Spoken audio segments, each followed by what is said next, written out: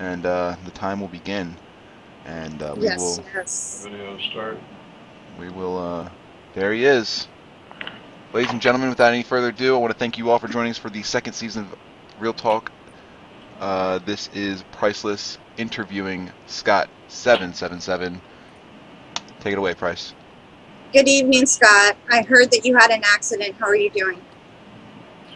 I'm not doing too bad. I'm definitely better today than yesterday. It's kind of What happened? my injury. I don't know. My car broke down. And I was riding to work. I'm coming home from work on my bike, and I don't have no memory of what happened. So. Did you wake up in a hospital or you woke up on the ground? What? I'm going to switch my headphones around here. Well, that's Okay. trying to get this adjusted. So paint us a picture here, Scott. I want you to tell us a little bit about that day. You're riding your bike, and then what happened? You fell, or what was going on? How did you get hurt? I don't really know. I was coming home trying to get this adjusted. I got a sore on my head, so it's kind of hurts. Yeah, it's a pretty bad one too. I got them all over my body. I don't know what happened. I was riding home. I can't remember that evening. I can't remember working that evening. So I was riding home on my bike, and next thing, about 3 or 4 hours later, I barely remember being in the ER. And then they moved me into a room, and I really wasn't with it too much the next day. I was probably like 80% conscious on Saturday. You know, my head wasn't real clear, but then Sunday my head was clear. And then they let me out of the hospital on Sunday. But I have no idea what happened. I wish I knew, because I'm almost afraid to ride a bike now, because I don't know what the hell happened. Yeah, I don't want me. Did you wake up in the hospital? Like? Yeah, I barely remember being in the emergency room. So some like good Samaritans must have like seen you like bloodied on the side of a road, and they walked over to you and picked you up. So my car's broke down. I just took the bus today so I could get some food and some clutch fluid for my car, so I can, once I get my car fixed, then I can go down to the police station, get my bike, and maybe they'll tell me what happened. Because I don't know what happened. That's actually a really good suggestion in there. BC Paquette says maybe you have epilepsy. You know, that's a sign of epilepsy is you know. Yeah, but I've lived for 54 years of my life, and I've never had an attack. So, I mean, anything's possible. So go ahead, Price. Did you grow up in Ohio? And what was your childhood like? I had a fantastic childhood. We had tons of kids in the neighborhood, and we all played together. It was like one huge family. I grew up in Dayton. How many brothers and sisters do you have? I've got 2 sisters. Nice. Are they older or younger? I'm the middle kid. One's 4 years older, one's 4 years younger. Did you get along with them?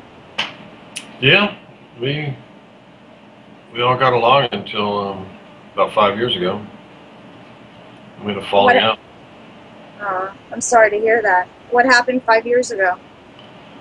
That's when all hell broke loose for me. I lost my job, and then I got sick. I got I don't know what's wrong with me. I got some sort of chronic tiredness. I don't know if I'd go as far to call it a chronic fatigue, but it's chronic tiredness, and I just don't have energy all the time. I have no idea what's wrong. I've tried to go to a couple doctors, but I haven't had any money since I got mad and quit my job. I think I made a bad decision, because I was tired and weak at the time. My health wasn't good, and I just made a bad decision and quit a job. Then I couldn't get another job in my field, because they switched in my field. They only hired registered people, and I was just certified as a respiratory therapist. And I couldn't get a job then. And then my sisters, once I lost my house, they wouldn't. I think they turned on me because I was sick and I was really grouchy. Like, I've raged a lot on Battlecam. I kind of raged on them a bit. Yeah. So Because, you said your sisters turned on you? Yeah, I think. See, I think they have their own problems, and they don't handle stress well either. So Isn't it the worst? Like when family will kind of like, almost seems like they just turn their back on you a little bit and like they just, I know I've had it happen to me a couple times. You think they'd really be there for you, but then in your time of need, they don't show up. Does that ever happen to you with your sisters? it happened a long time ago, about 15 years ago, and I couldn't believe how they acted then. Because I got something that was almost like, I think it was West Nile virus, and I was so sick I couldn't even take care of myself. And that was probably back in 2002. It wasn't that long ago, about 10 years ago. And I got so sick I couldn't take care of myself, and they did not help me at all. And that's when I found out that they really didn't care about me. I mean, but then I kind of let it pass. I didn't thought maybe it was. But then When's the last time you've actually spoke to them?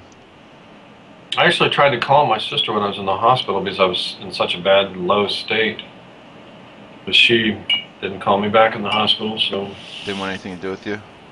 I guess not. I just, and the funny thing about it, I had to take the bus for the first time in 30, probably 40, let's see, I'm 54. First time in about 37 years I had to take the bus, and I took the bus from my house, and when I got on the bus, the guy that was the bus driver was my cousin's husband, my first cousin's husband, and he was telling me today on the bus, when I'm riding the bus to go get some food, he was telling me that my sister was saying all kinds of stuff about me, that I'm crazy, and saying all this crazy shit about me. We're not on TV or anything. I can cuss, right? Yeah, you can cuss. Yeah, you can. I don't think we're going to go on TV tonight, not with this show anyway. If we do, then I'll let everybody know. But yeah, this is pretty much just speak from the heart until you're ready to go. And we're going to be bringing our guest host in a little bit. Priceless has a few more questions, then we're going to bring him in for some questions. And then they're just going to tag team questions back and forth and be guest host and Priceless and Scott all together on the season finale of Real Talk. Priceless, go ahead. So I was going to ask you this question later, but since you brought it up, I'll just bring it up now. Like you were saying, that you lost your job and your house, and so it was like your health issues that triggered that. Is that safe to say? Yeah, I was just going through a lot of stuff. Like I had bought 2 houses, and I had 2 jobs, so I was really overdoing everything, And then I was trying to fix up my one house to sell, totally redoing it to sell it, and trying to work 2 jobs and do that. Plus, my health was already bothering me, and it seemed like there was just one thing after another. My dog was sick. I'd come home every day and there'd be poop all over the place, and all over the dog. And for 6 months straight, I did nothing but wash the dog twice a day because he was covered in poop. And I mean, things just were bad for quite a few years straight. And what was your question now? You know what, though, Scott? It's hard to watch an animal die, Like, it really is. I had a cat die right before I joined Battlecam. So I understand what that's like. And them being sick all the time, it kind of affects you. But my question was about how your health affected your put you in a financial turmoil. And I was just, we were touching on that. I've always been kind of an emotional person, it's not what happens to you in life, but how you react to it. Mm-hmm. I always react. I get angry and then I react. I think it has a lot to do with ADD type character. You get people like that get angry and then they think later and then they realize how bad of a decision they made. I think I got angry at work. They did something and people tried to make it look like I was the bad guy when they were actually doing their job. And they tried to write me up, even though they technically didn't get me written up. It wasn't a real write-up. It was more of a write-up saying that they thought I needed to take some rest. So I was angry, and I just quit a job out of the emotional. It was just an emotionally bad decision. I think it had a lot to do with being tired and worn out, and from just 5 or 6 years of straight working too much, and the job I had, I worked weekends all the time. Plus, I worked through the week on another job. So I think I just wore myself out, and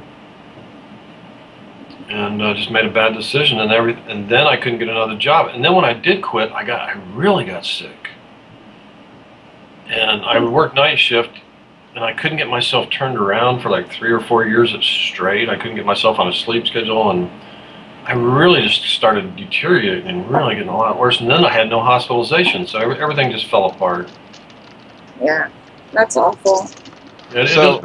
So Scott, you're kind of like I don't know, and don't take this wrong way, please, but you know, out of a lot of the people here on Battlecam, to me, you know, and I've been here for a little bit since like 2011 or whatever. I think the first time I seen you, you were doing a flea market from a garage or something like that, like a little yard sale or something, and you were on Main with it.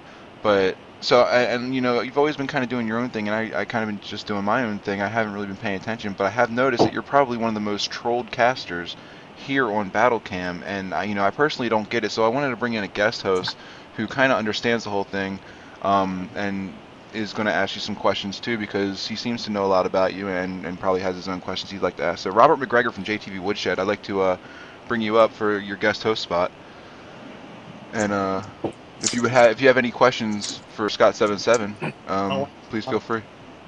Scott, it is a pleasure to finally talk to you, verbal, one-on-one like this. He's a little bit low. Yeah, speak a little louder, Mac. Oh, sorry. Scott, are you there? Yeah, you're just a little bit low. I can turn my volume up, I think. I was just saying it's a pleasure to finally talk to you like this. You know, we have a little bit of history here going back a couple of years now, and, you know, I just thought it'd be nice to, you know, communicate like this. Yeah, it won't hurt. Yeah, I hope not. So, you know, first thing I want to ask is about your, you know, you say it's not chronic fatigue or anything like that, or at least you don't think it is. I mean, you've got 22 years in the medical field, so you know better than anyone.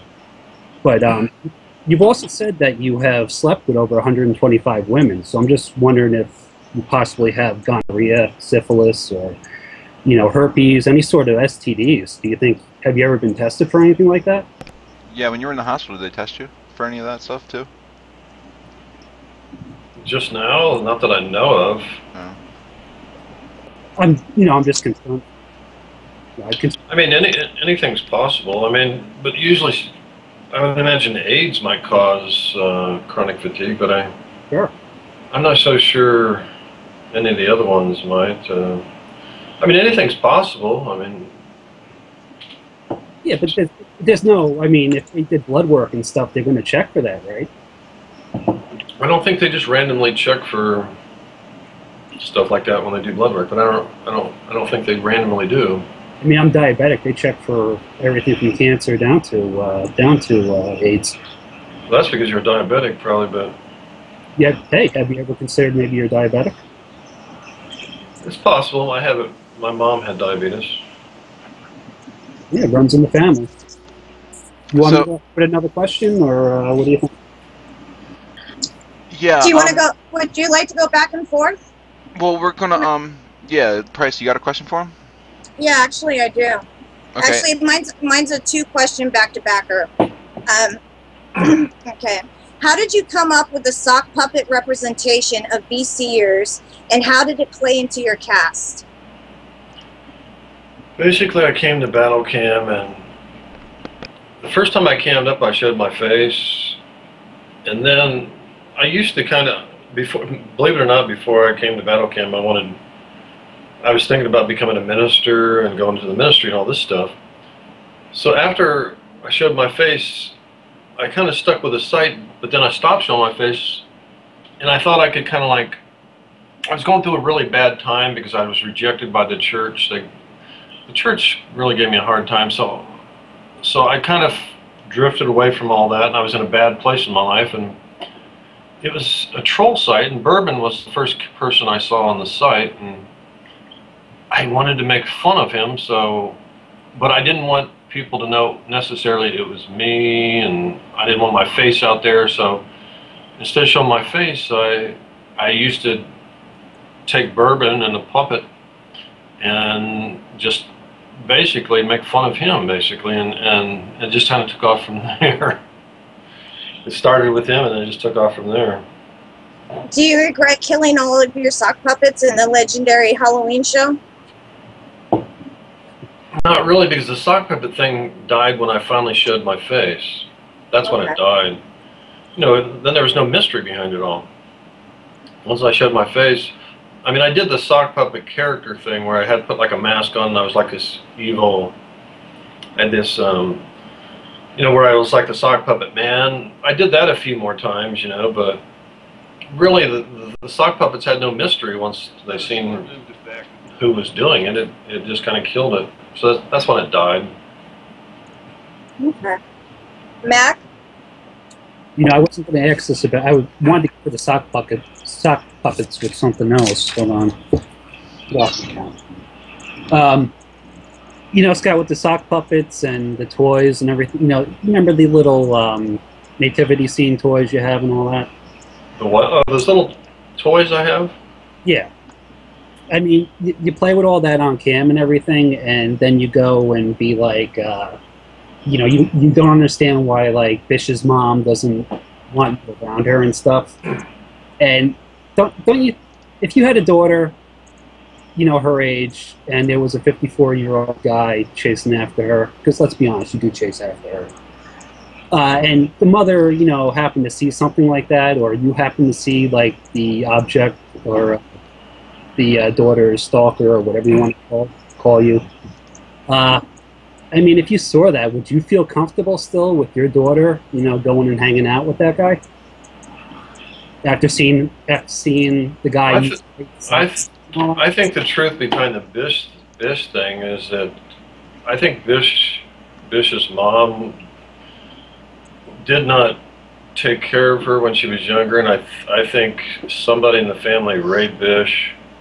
So I think she thinks that I'm that rapist type person. She thinks that that I would be that person. I think that's who she's trying to make up from the past, I think.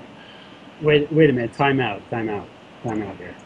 Is this also why your sister doesn't want you around her kids? I mean, is this like... That is ridiculous. Do your sisters think that, like, you know... Do they think that of you? Is that the real reason, like, they don't hang out, or was it just because... Oh, no, of course not. That's just a complete rumor. I don't know where he got that from. That's utterly ridiculous. But to go on... My sister's kids are in their 20s. And I hung out with them when they were little. I mean, not that I was trying to hang out with them, but there's absolutely been... They had zero fears of me ever messing with their kids. There's never been any... Not even a thought... Did you put them on your lap and give them horsey rides? No, of course not. Oh, okay, just wondering. I wasn't that type of guy. I mean, I'm not the type of person that really likes kids, so I kind of keep them at a distance. Are you sure about that? Because we're going to get into something else here in a few seconds, Scott. Of course I'm sure about that. You know, we're going to get into the YouTube comments. Well, go ahead. All right, I'm going to post something. It's for Toxic and Priceless, and for you to see. In the, okay. We'll get back to that because we'll go Priceless, you, then me, and then Priceless, and we'll just go around in circles like that. So, right now, my question to you is: I hear you're a big tennis player, and Real Comic actually sent us in this video, and I thought it was really funny. We're gonna take a look at it real quick, but tell us a little bit about this day and playing tennis. So you can go ahead and tell us about that while we're watching. Scott. I mean, that's something that Mac made up, and he put music to it. Like, he made me go real fast, so I look like an idiot. I don't make YouTube videos. I just record what is on the screen. I can't do the music editing. Well, I guess you didn't do it, but somebody did. I mean, you know, tried to make it, and they put music from the 50s or something to it to try to make it look like some comedy or something. Yeah, but you didn't think that was... I mean, when you seen that video, were you offended, or did you think it was funny? Because, I mean, there's nothing wrong with that video. I just thought it was funny. It was just you're moving in fast motion with the Benny Hill music. Well, they're always trying to degrade me in some way. It gets... When you have, after 3 years of people trying to degrade you, you lose your tolerance, and you just start... You know, you just get tired of it. Yeah. You see yourself... that was actually one of my questions to you. Is how do you feel about Woodshed? How do I feel about Mac on Woodshed? Or anybody, Just how do you, the whole yeah, website. the whole thing, yeah. Loves me. It's just basically just a side of character assassination. People that just want to distort and hunt for any little thing they can find. I mean, they're talking about someone who stalks you night and day, like some sick stalker. They call, people call me like a creep or a stalker, but these people stalk. I mean, I can post a Twitter, one tweet and then delete it, and there'll be people that will capture that tweet, and it'll end up on the woodshed. I mean, we're talking about a degree of stalking that's unreal, that people go back and look and go through my YouTube videos from years, just go through every little thing and hunting for something nonstop. I mean, you're talking about a very sick, obsessed type mentality where someone is seeking to destroy you just to prove that they're right in some way, because they're completely sick and obsessive type personality. They're very sick. Is that your diagnosis? Very sick. Is that your diagnosis? It's not a diagnosis, it's a fact. Is it a fact? No, it's an opinion. Because no, it's a fact. You know what my opinion is? Only an idiot would disagree, would not see that about the way you are. I guess there's a lot of idiots in the world, because a lot of people feel the same way. There are a lot of idiots that are drawn to your site. And you know what, Scott? I noticed that about you, because you don't get along with anyone. You don't get along with coworkers, family. You alienate all How your... do you know? You don't know anything about my damn life. You're not one of my personal friends. Right. What the hell do you know? You don't know a damn thing about me. Hey. You've never talked to me one-on-one. Don't act like you sit there and know a damn thing about me. Cool it. Now, Scott, I do want to say though, you're pretty much responsible for, his website getting 2 million hits. I mean, congratulations on that, by the way. You just recently hit. No, he just not really. He just got big. He got obsessed with me. It's only been about 8 months, I think. I don't even think it hasn't been that long. It's been long. This is a guy who used to stalk Mariana. He would come into Mariana's channel, and she would like freak out. Oh yeah. At one time, this guy used to stalk her. I mean, just stalk her to death, and then finally, Mariana. You really want to go down that road? Mariana finally turned. Yeah, I've got a couple questions about Mariana, but I guess we can get into that as it comes up. Tell us about what happened. Mariana turned and what? No, I was talking about with him. At one time, he used to stalk Mariana fiercely, and she would ban him from her room. I mean, this guy used to stalk her, and he gets obsessed. He has an obsessive personality. He gets obsessed with different people, and then he stalks them. That's just the way this guy works. So, did you have your question ready, Rob? Yeah, let me backtrack here a little bit. See where we were before we started bitching and moaning. Yeah. You said you were about to post something from YouTube or something, I think? Yeah, that's right. I want to find out all about this, Scott. I'm going to post it in the Skype chat. Sure. I don't know if you can pull it on screen or what you're doing. Sure. It's 2 pics. Those are from Scott's YouTube account, going back a couple years. The second pic is about a girl who is, I think from the research I did, she's only 19 now, and that's a comment going back 3 or 4 years. All right, this is the first picture. That's what you. This is the second. There's not much evidence on this girl out there that she's only 19. He's only bringing up the evidence that shows you 19. If you go to her website, she has a website. If you go to her website, it shows she was 19 back in 2010. So right now she would be 22 years old. That's wrong. Well, that's what you think, but you don't know for sure. That's it says. She hasn't been back to the site since 2011. Comment, Scott. What year did you make the comment? It was 3 years ago. No. Or maybe it was 5 years ago. So she subtract 5 from 22. She's 19. She is 19 now. You made the comment 3 years ago when she was 16. No, now you think she's 19 right now. You don't have the evidence. The facts. There is. I researched her on the line on the net, and there is no evidence that says that you think she is, other than this one little comment that you found. If you go to her website, she has no activity since 2011, and she joined in 2010, and her age was 19 when she joined, and that was in 2010. So the girl is 22 years old. Stop trying to turn me into a pedophile, you piece of obsessive shit. You're about to steak dinner, Scott. Okay. That's all you do is try to find something. You dig, you stalk, you hunt to try to prove your point. Just for some sick. Hey, calm down. Don't go eat shit. I'm being myself. This is what the show's about. I don't have to calm down. Don't tell me to calm down, punk. Hey. Let's not get to. I'll be over the damn way. I'll act any damn way I feel like. Don't get into foul language or anything. There might be kids listening. You're big on the kids. I don't give a shit. This is an 18 over site. Kiss my ass, punk. All right. Who the fuck are you to tell me what to do? Here we go. I'd like to meet your ass in real life, because I tell you what, you'd be eating a knuckle sandwich. I would knock your ass into tomorrow. Are you allowed to leave the state of Ohio? Of course I am, you motherfucker. Are you allowed to leave your state? Yep, according to her Model Mayhem account. I have no fucking police record. I kind of doubt it the same is true about you. People can know my real name. They know I have no fucking police record of anything. Why don't you be brave enough to post your real fucking name, you motherfucker? Hey, Scott, the more intelligent man doesn't have to result to... I don't give a fuck what you think. I'll cuss if I feel like it. Shut the fuck up. Hey, you know, it's okay, Scott. You know, calm down, take a chill pill. I don't have to calm down, asshole. Well, you seem like you're raging a little bit. I don't give a fuck. Well, you know, I just don't want you to... You know, you just got out of the hospital. Shut the fuck up. I can be upset if I want to. Shut the fuck up. Don't tell me how to be. Okay.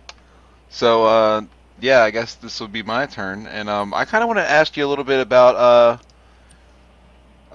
you know, when kind of the first time I really started not really to, like, pay attention, because I honestly never really, like, everybody would talk about you and stuff. I kind of just did my own thing with the video games, so I kind of just missed the whole boat on that. But when I would watch Dave live, I know he talks about your tweets and stuff, and I just want to know if you've heard back from Dr. Phil or from any other celebrities that you've tweeted about maybe doing something with your book or any other projects. Now, are you being serious, or are you just trying to make me look stupid? No, I mean, you know, I don't know. I really don't know much about you, to be honest, and, you know, like, everybody else knows about you. Everybody else, like, is all knowledge under Scott77, but not me. I do my own thing. I stick with the video games, and I do my own show. You know, I don't really troll you because I don't really know you. And, but every time I've heard about you, it's been through Dave Live, or on the Dave Live show. He'll go and he'll read your tweets with, like, a big God voice. And Dave Live takes any tweet I do, and then he puts his own opinion, which is a stupid... If the guy really believes half of what he says, he's a complete moron. I mean, I could not believe there'd be a biggest moron as Dave Live, the things that Dave Live says about me. If he actually believes any of that stuff that he actually says, the guy's the biggest idiot on the face of the earth. Because he takes things and totally puts his spin on it, and it's the most stupidest. Like, what's something that he spun? Like, tell us, like, for an example, you know? I mean, was the book, like, one of the examples? What happened with the book? Did you want to write a book? I've been working on a book. Okay. That was actually one of my questions, was what's going on with the book. Yeah, see, we don't know. All we know is from what we hear on Dave Live, you know? So... The book, I've told people on here at least 1,000 times. You guys have probably never heard it. I've been working on a book. I've got all of the foundation of the book. I've got it all recorded on digital recorder. But as I've told everybody, my life is in a mess right now. I'm in the process of filing bankruptcy. I'm in the process of trying to get a better job. I'm having a process of extreme health problems. And so basically, I've told everybody, does anybody finish a book when it's just like a guy who has a ship that's sinking? Do you sit there and write a book while your ship is sinking? No, you stabilize your ship and then you finish your book. But have you thought about, like, because I've seen, like, what I remember about the book specifically is that I think you were requesting or taking or accepting donations to like live experiences to write a book about. You should probably, like, have you ever thought about maybe? That's not true. Oh, That's not true. I heard that. like I thought I seen that in a tweet or something. You said you wanted to get some money or something so you could live an experience and then write a book about it. Thought that was the whole gig.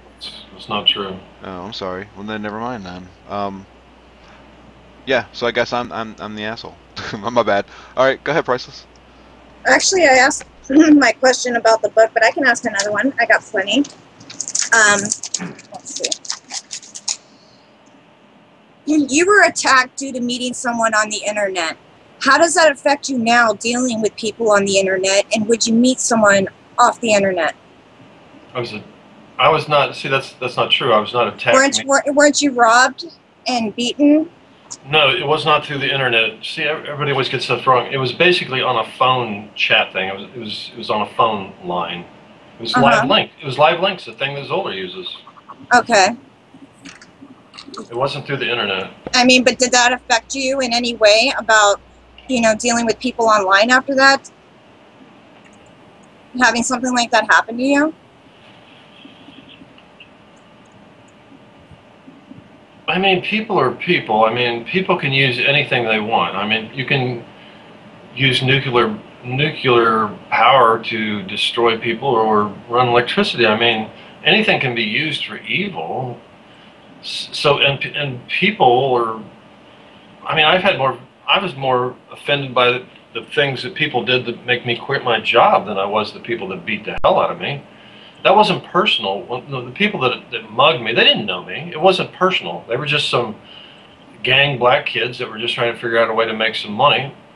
So they figured out a way to rob someone. And it wasn't personal, but the thing at work, you know, where made me look bad and got me pissed off to lose my job, that was more of a thing that I'm pissed off about than that. But as far as meeting people, sure, you've always got to have some caution to meet people. I mean, look at the people that met Bish. I mean, come on. She's kind of a crazy person, and look at the people that she meets. All the people from Battlecam. And I'd almost met her too, so I guess I'm still a little crazy, I guess, when it comes to stuff like that. You're human. Mac? You're up, Slugger. No, I actually had a question relating to that, to when you got jumped or whatever happened when the ethnic people, you know, they beat the hell out of you. You know, you said it was off, what was it, Live Links? Is that the name of it? Yeah. That's, okay. You know, something recently came to the attention of, I guess, the blog and the Battlecam community about some posts on a website about 5 years ago or so. It was to be blunt, it was a homosexual bondage website. You know, I guess you meet up, they tie you up and do you up the ass, or I don't know. You know, I'm not really into that. I just, you know, I saw that and I couldn't help but make maybe the connection that instead of a girl off of Live Links that you were going to meet up, that maybe it was like an orgy of, you know, dildos or something, and, you know, you guys do the strap on and you pound each other up the ass, or, you know, you make each other choke on each other's manhoods, or, you know, maybe that's just my sick mind, though. It's, you know, that's the question that you've just come up with. This is all stuff that you've made up from some website that you think was that I made, which has no truth, and then you're twisting this and tying it into that scenario, not even believing what I said on that. So why should I even respond to someone who's so delusional? Hey, you know what? I believe you. I mean, it's just your delusions. It's the shit that you make up that's on your blog that's totally, you know, it doesn't matter whether it has any factual truth or not. You just make up what you want to, and you just want people to believe that. And Scott, it's just a totally delusional question. No, the chick, I went to meet a chick, you complete asshole. Scott, quit being delusional. I went to meet a chick from Live Links, you complete fucking idiot. Scott, I believe you. Just shut up. Just shut up and listen. You ask a question, let me answer the fucking thing. Scott, go ahead. Shut the fuck up and let me answer the question. I went to meet a girl from Live Links. It was a girl. She said she was Puerto Rican. Shut up. I went to meet a girl. She said she was Puerto Rican. And I went to her house, and there were 5 guys there with guns. That the guy put. Well, there was one guy that had a gun, put a gun to my head, and then 4 other guys proceeded and beat the fucking shit out of me and robbed me. That's what the fuck happened. It had nothing to do with fucking guys in your fucking delusion. So, next question. You were waiting for me to say I believe you again, weren't you? Fuck you. Okay, but wait a minute. I'm not done yet with this question. Yeah, you are. No, I believe you about the live links thing. That I believe you about. Okay, but this gay bondage website stuff. I mean, the email that was used for that account 5 years ago, before Battlecam. Or, you think Battlecam is the only fucking troll site I've ever been on in my entire life? Let's be nice here. Okay, let's be civil. I was on a bigger troll site that was even a bigger troll site than Battlecam before this. It was on Yahoo. Scott, can I ask the question, please? Dayton, Ohio, and people were. I used my fucking email. I used my email in that, and that was one of the biggest troll things there. People were always trolling people, doing all kinds of shit. It was even worse than Battlecam. But there was some guy on the site that said he was going to murder me, and I fucking believed him. The guy said he was going to murder me, and I know he would have done it. Scott, it says a bi male looking for dominate men or women, space before comma, or tie me up for hours or even a day at a time, space before comma. It being a bottom, space before comma, some pain. I don't give a fuck what this thing says. If you want to entertain this delusion, I don't even know if one of you fucking trolls made up this site somehow. Scott, how do you know if they didn't sign up? One of you fucking trolls didn't do it. Since 7. So, jeez. It's a hell of a troll, to go back that far to get to it. To warp space and time, and you know all about that. I mean, you cracked the secret to it, right? Oh, shut the fuck up. I want to know about the secret, Scott. Come on. Shut the fuck up. You owe it to us. We're all good Catholics. We're all good Christians, You owe it to us. So please, tell us. Next. Okay. Let me look up someone intelligent that isn't delusional and has a brain. Next. Yeah. So I want to know, with all the, you've had a lot of stuff sent to your house. You've had all the bad stuff of Battlecam that could happen has happened to you pretty much. Why do you keep coming back? What keeps you here? Well, I left for two and a half months, and then I'm trying to think so much has happened in the last week, from wrecking on my bike to. Speaking of which, wasn't it at that time that you vowed to never come back to BC? And what made you come back? I'm trying to think what triggered me to come back. I can't even think what triggered me this time. But I thought I would come back, and just came up in the evening.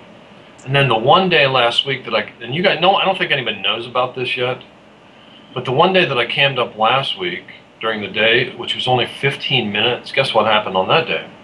Somebody sent somebody from Craigslist to my house, and I look out the window, and somebody's driving past my house taking pictures. I look out the window, and somebody's taking pictures of me with their cell phone. So I'm thinking, what? I'm thinking somebody sent an escort, and the escort was mad and was taking pictures of my house. Why she was trying to take pictures of me, I don't know. That's what I thought. So then, an hour or two later, I hear a knock on the door, and I look outside, and there's 2 fucking police cars. 2 fucking police cars outside my house. So I'm thinking, oh, okay, someone's 5150'd me. Someone probably. Wow. So I go to the door thinking, well, what the fuck is going to happen now? And this was just last Wednesday. I go to the door thinking, what the fuck is 2 police officers doing at my door? And I was really nervous because I didn't know what the hell someone had said about me. You just don't fucking know. You really don't know. So I go downstairs, and evidently someone had trolled the fuck out of somebody on Craigslist and said that I had their phone. And this girl that they trolled, I guess they were fucking with her, and she wanted to meet in a public place, and they wouldn't do it. They wanted to meet someplace private. So I think that's why she drove my house and took pictures. And then I guess in her frustration, she ended up calling the police. This could have been, and I don't know who this was. This could be someone that even lived in my area that was trying to even meet this girl and rape her and say that I was me and trying to get me in trouble. I don't know who the hell this person was or what was going on, but ended up two fucking police officers in my house asking me all kinds of questions. That asked me if I had this girl's phone. Then I had to tell them, you know, that I've had over 30 things sent to my house, and I've already filed a police report the first time people sent shit to my house, and I told the police officers that you guys didn't want to do anything about it. You washed your hands of it. You were actually aggravated that I even called you in the first place. So after I started saying all that shit, they just kind of tucked their tails between their legs and just left. So I don't know. How often does this happen that people send stuff to you? I've had about 33 people sent to my house. The cops one time so far. Only cops. I've had pizzas, tow trucks. I'm gonna have escorts. I had someone drive 1.5 miles in the rain with a small child, saying that they thought that I had my dog. They drove 1.5 hours in the rain with a small child in a thunderstorm, thought that I had their dog. And then I just had somebody yesterday. Was it yesterday? I think it was yesterday, the day before, come to my house, and they said that he was told that I had his dog, this young boy and his father. So there's been about 33, 34 things sent to my house. I want to ask real quick. What's more, the people that's been sent to your house or your ban list? What has more names on it? Because I hear your ban list is pretty huge. I don't know. I just cleared it the other day, and then I banned a few people. So there's probably not that many on it right now. And we're going to open these lines up here in just a little bit. We're going to have the viewers call in. They can get their questions in. Yes, Scott 77. We're going to get 2 more rounds in, and then we're going to open up the questions for everybody. So Priceless, go ahead. All right. Would you explain what happened in regards to the laptop situation with Mariana? Basically, it wasn't a laptop. Everybody thinks she bought me a laptop. She didn't buy me a laptop. She bought me a computer. It was an all-in-one desk computer. Basically what happened was I had been talking about buying a laptop for 6 months because I had credit at Best Buy, and I was going to file bankruptcy. So for about 6 months, I've been trying to talk to people, picking people's minds, trying to get the best laptop I could get because I think I only had $400 credit. I can't remember now. It was $300 or $400. Yeah, it must have been $400. So I was trying to pick people's minds, and I was on the site that day trying to pick people's minds to figure out what the best, because it was the end of the year. It was the last chance to buy a laptop.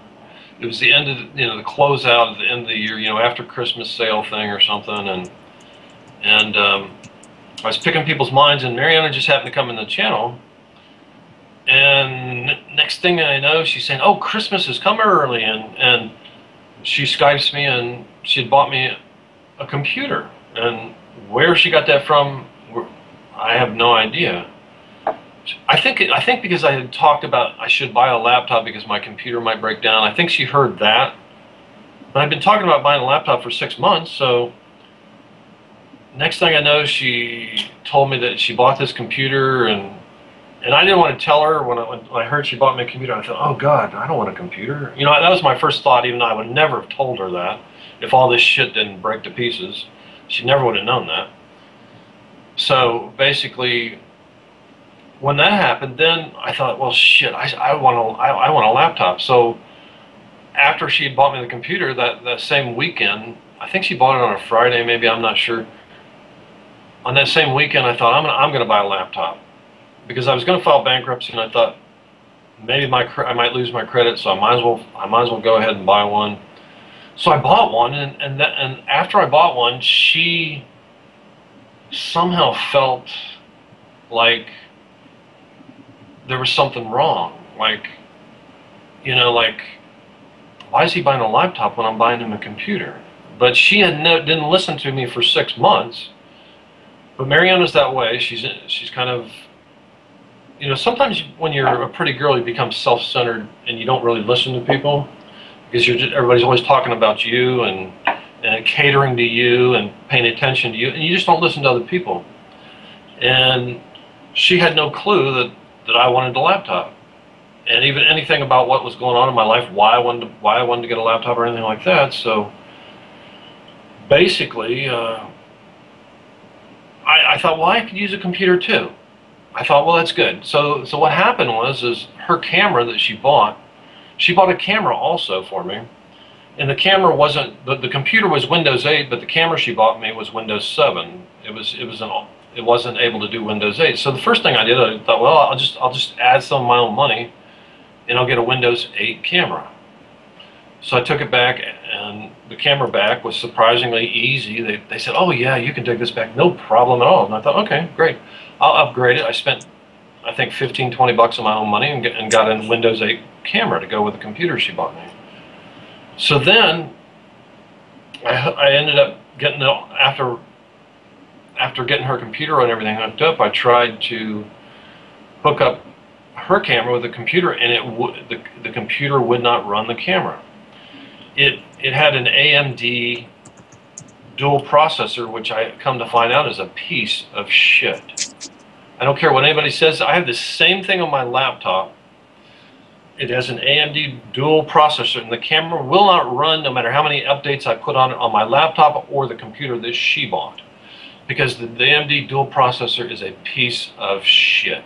The guy in the store said, do not ever buy an AMD dual processor, go for the quad, because that's the only way that you're going to get enough power that's going to be like a dual processor of a Pentium or whatever. He said it's a piece of shit. And he has to be right, because it would not work on my laptop, it would not work on her computer.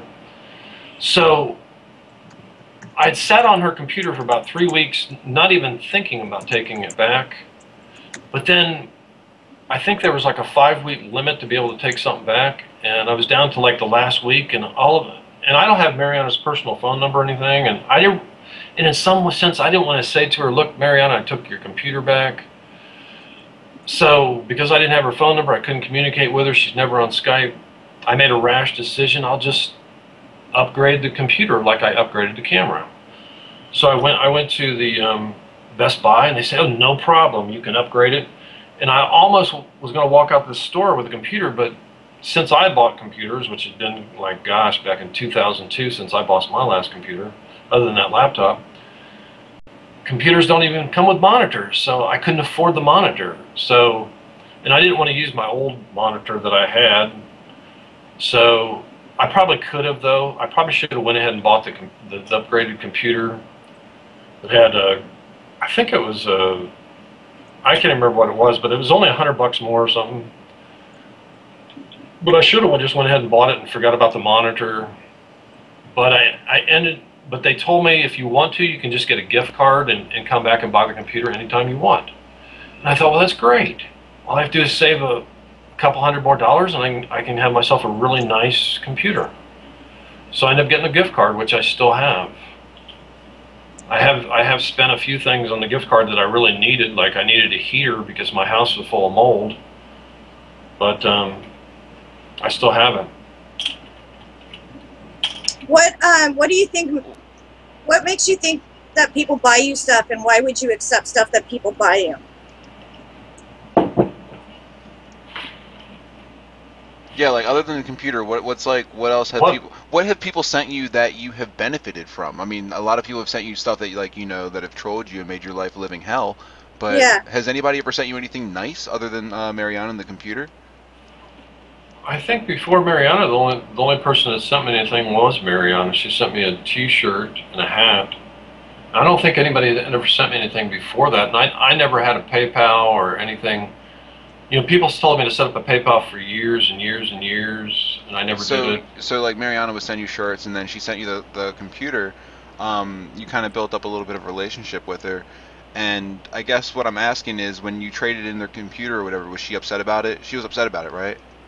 I never really got the real story on what happened. In my mind, I thought, well, did you ever apologize to her? I can't even. She's never even let me even talk to her. I can't say anything to her. And she accused me of, initially, right off the bat, she accused me of scamming her. First of all, how do you scam someone when they give you a gift? If somebody gives you a gift, how did you scam them? Well, it depends on how you go about getting the gift. I never ask anybody for a fucking thing. I never ask anybody for a fucking computer. I was talking about buying a computer with my fucking credit. I never asked anybody for a fucking computer, not once. I never even asked anybody for any fucking gifts ever. I didn't even start a PayPal until people kept badgering me and badgering me and badgering me, and finally I set up a fucking PayPal. Alright, so, Macgregor, do you have anything else you want to add? Yeah, I just want to, I have another question. Firstly, I just really quickly want to return to my previous question. Scott, I just want to let you know that, I talked to Tricep Raw and everything, and, he let me know that homosexuals are much more accepted in America these days than they were when you were, in your teens or in your 20s. So, I mean, if you have to come out, I mean, there's no shame. I mean, even more than just 5 years ago. Yeah, I mean, absolutely. I mean, jeez. Toxic, you're into the comic books. I'm reading a comic book right now called Ex Machina, and it's about a bisexual mayor of New York. Yeah, so, and in the Young Avengers, there's 2 gay Young Avengers. Yeah, absolutely. Hulkling and I forget the other one. I don't know, Scarlet Witch's kid. Yeah. Oh yeah. Why is it that you want me to be gay so bad? Are you homosexual yourself or something? No, Scott, don't get me wrong. I'm just trying to help you. I mean, because you. No, are you homosexual? Because for some reason you want me to be gay. What if I am? I mean, do all the screenshots of chicks that I've taken, do I ever talk about guys ever? Do I even have any guy friends? I mean, I'm starting to think that you want me to be homosexual because you're homosexual, and Scott, I think maybe you have an obsessive crush on me because you stalked me. Is that it? Profile pic from what was that, in your 20s? It looks like. Is that what it is? You're a homosexual and you want me to be homosexual, like Tricep does, who asks me if I like she-males night and day, and 1,000 times I tell him I do not like she-males. I do not like green eggs and ham. I do not like them saying my ham. Are you like that book where eventually, if you ask me enough, finally I'll say, oh, I like green eggs and ham. Is that what this is about with you and Tricep? You want me to be gay so bad because you guys are gay? You know what the is that what this is about? You know what the age range is for Dr. Zeus books? And you're quoting the Dr. Zeus book. So let's forget about that delusional. No. Hold on. Wish that you and Tricep have of me wanting to be gay. I'm sorry. Saying if you I'm not attracted to guys. But did I you like females? Not make mention about how you wanted to see Joe Wisdom's penis, and you wanted to see Zolar's butt? Did you not say that? I might have jokingly. I don't even remember, to be honest. Oh, a big joke. That's right. Yeah, I mean, so okay. What? Okay, no, that's fair enough. You don't want to come out here. Do I think Zolar has a nice ass? No, I think Zolar's gross. But you wanted to see his ass. No, I didn't. I probably was joking. I don't want to see any. I really don't. I can't think of a guy's ass that I really want to see. What about Joe? No, I mean, I don't find guys physically attractive. I mean, I just don't. For instance, would you want Joe or Zolar to maybe tie you up? No. Snap you around a little bit? Let's get off this delusional thing of yours. I mean, just let it go, okay? Stop obsessing. Stop. I've already answered this question on this. I'm done talking about this. But what if I'm not? Whoever trolled me with this thing, I'm done with it. So listen, I'm moving on. I'm not gonna. So that was your. All right. So that was his follow-up. I've already Do you have any second? That was his follow-up question. He gets one more question, then we're going to open the lines up. As another bisexual person, I'm done with the bisexual gay stuff. I'm not gay. I'm not bisexual. I'm not going to entertain your fantasy of you wanting me to be. Oh, we're going to channel your inner straws and say moving along. I'm done with questions on that because it's just bullshit. Okay, all right. Let's move on. Okay. Can I ask something real quick, Toxic? Absolutely. Okay. I kind of want to play devil's advocate to something that kind of Mac had touched on about, like how Scott gets this rap about being a pedophile because he likes younger women and whatnot. So what I was hoping would come from this question would be for Scott to help us understand his attraction to younger women and what is the youngest woman he would date and the oldest. I mean, go out with. I mean, as far as being a serious relationship with, I'm sure a girl would probably have to be. She was, first of all, if she was like 22, 23, she'd have to be a mature 22, 3-year. Because I'm finding out like girls like Mariana, like I thought Mariana was pretty mature, but I've come to find out she has the maturity of a 14-year-old the way she's acting, especially when she won't even communicate. You know, communication in relationships is what it's about. The girl can't even communicate with me about this simple thing that happened that was a complete misunderstanding. So for me to seriously date, as far as seriously a girl that's her age, she at least have to have some maturity of being able to communicate with people. And I'm finding that girls that age do not seem to have the capacity to engage in serious conversation, you know, a serious, mature conversation. They just don't have the maturity, it looks like to me. But as far as going out with them for fun, sure, why not? You know, and what would be the youngest? I don't know. Yes. Coco was like 19 years old, and I think Coco's got a nice personality. I would go out on a date with Coco. I might Could you even see yourself being intimate with Coco? I don't really see. I'm an older guy. I don't think about stuff like that. I'm almost like you know, when you get on older, I'm almost 55 years old. When you get that, you almost start turning into, you mature a lot, and you don't even think about the sexual part. You think about the emotional part first.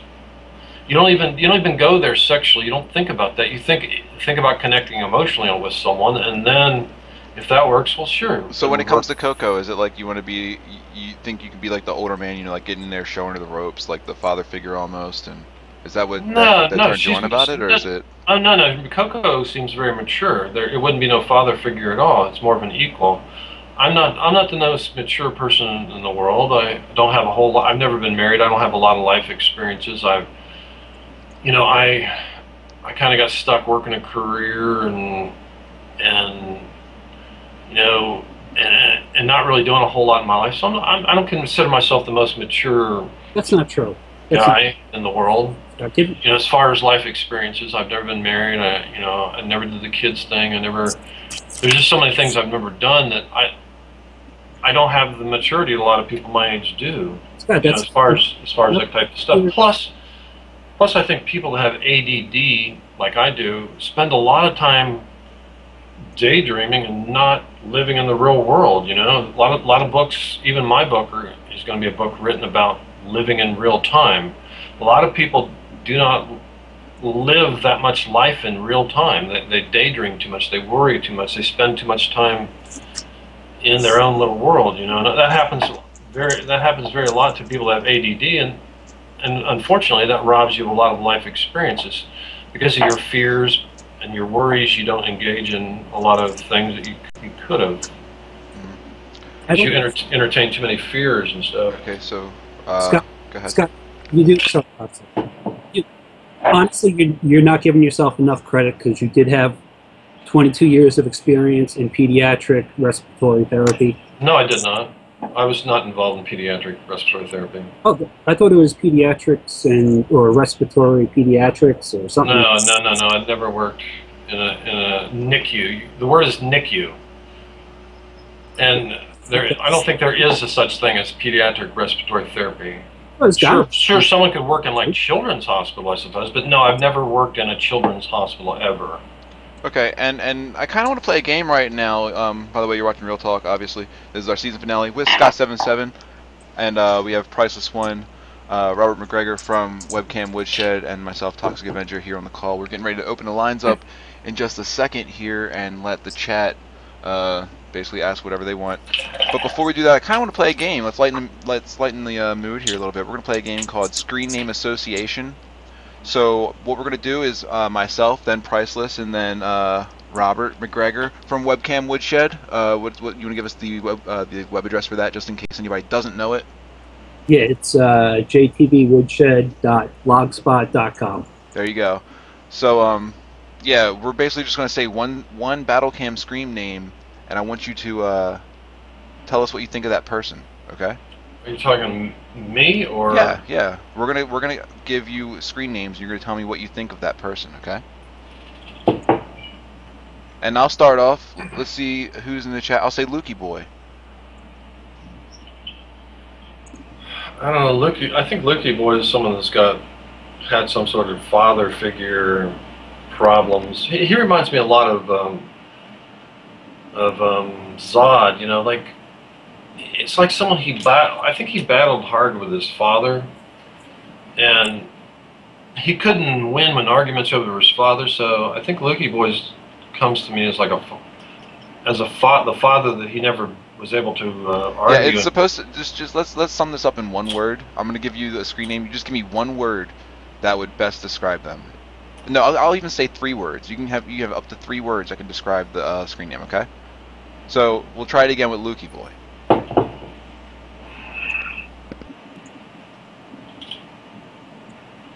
I'm not that good at this type of game. 3 words is kind of. All right, one word, anything. Just say something about him that can sum it up in just one word, like, "Oh, Loukiboy, asshole," or like, whatever. It doesn't matter. Just what do you think? How about tricep? Yeah, tricep. Do that one. Fabulous. Tricep is just a sicko. All right, just a sicko. All right, Priceless. Go ahead.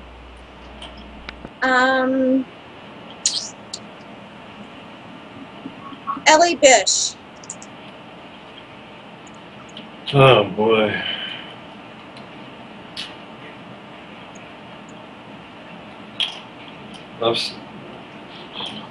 I guess I'm starting to get tired it's late at night. It's kind of hard to come up with. Just say smart and intelligent. Beautiful. There you go. No, Well, Scott, you lost a fucking game. Congratulations. We set it up for you to win. No, I'm just kidding. Basically, right now, what we're going to do is we're going to open up the lines, and let's see if this works. It works. Wonderful. It's Kel loves orange soda. KEL loves orange soda. Give me a call, and we are going to get these lines open. I'm going to set my stuff to available. I already have Billy the Fridge calling in. We're going to see if we can add him. And everybody else, go ahead and give us a call at Kel loves orange soda. That's KEL loves orange soda. We're adding Paquette. Oh God. And that's about it for right now. So here we go. You guys are on live with Scott77. Billy, I'll throw it to you first. Welcome, by the way. It's Rachel. What's up? I want Rachel to call in. Scott, you've had a lot of you've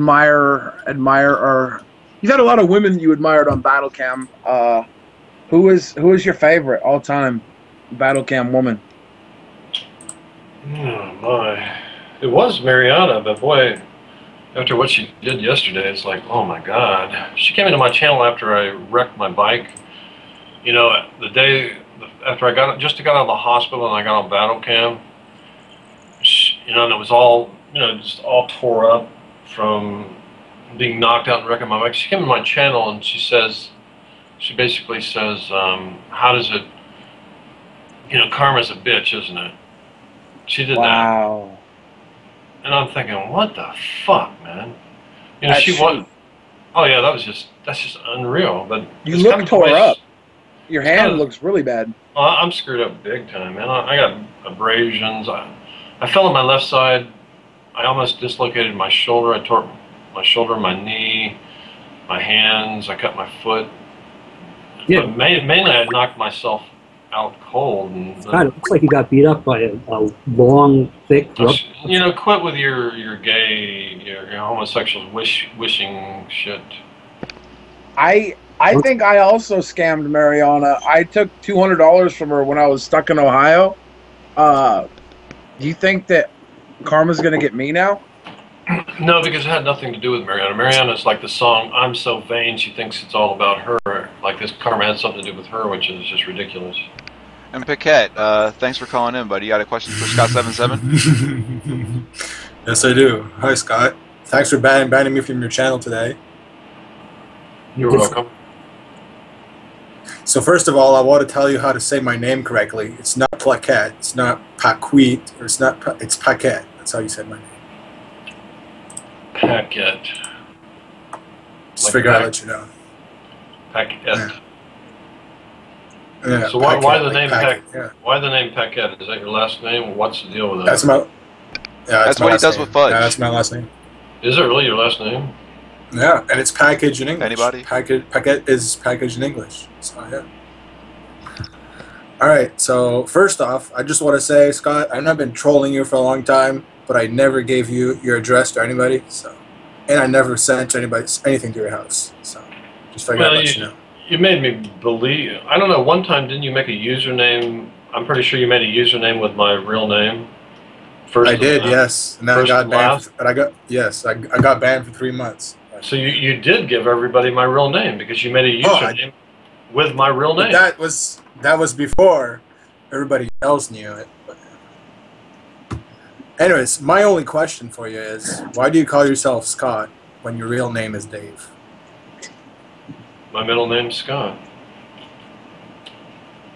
Okay. All right. Most serial killers go by a pseudonym as well. Kane, do you have a question for Scott77? What was that comment? Whoa.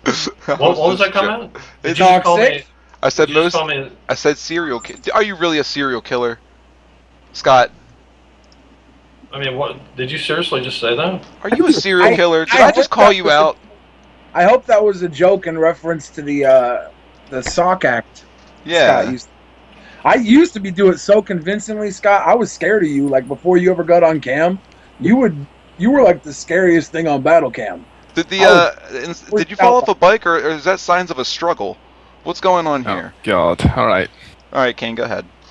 All right, so hello, Scott. I've personally never had a chance to talk to you before. I've seen you on this website for a while.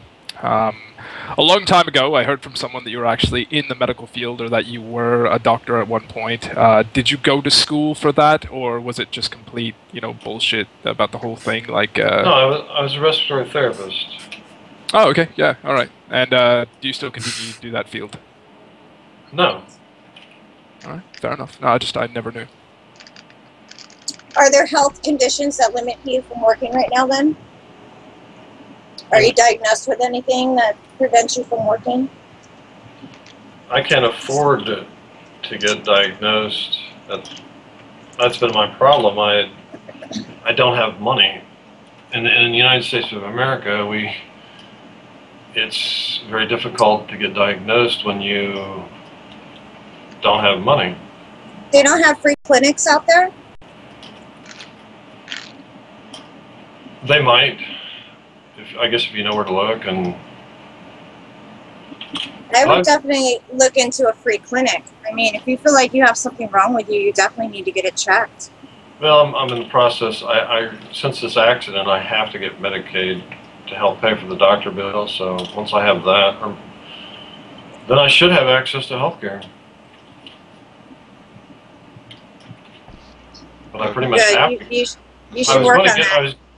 I have to now. I was going to do that, but before I was going to eventually get Medicaid because I probably would qualify. So now that I've had this accident, I have to get it to help pay for my medical bills.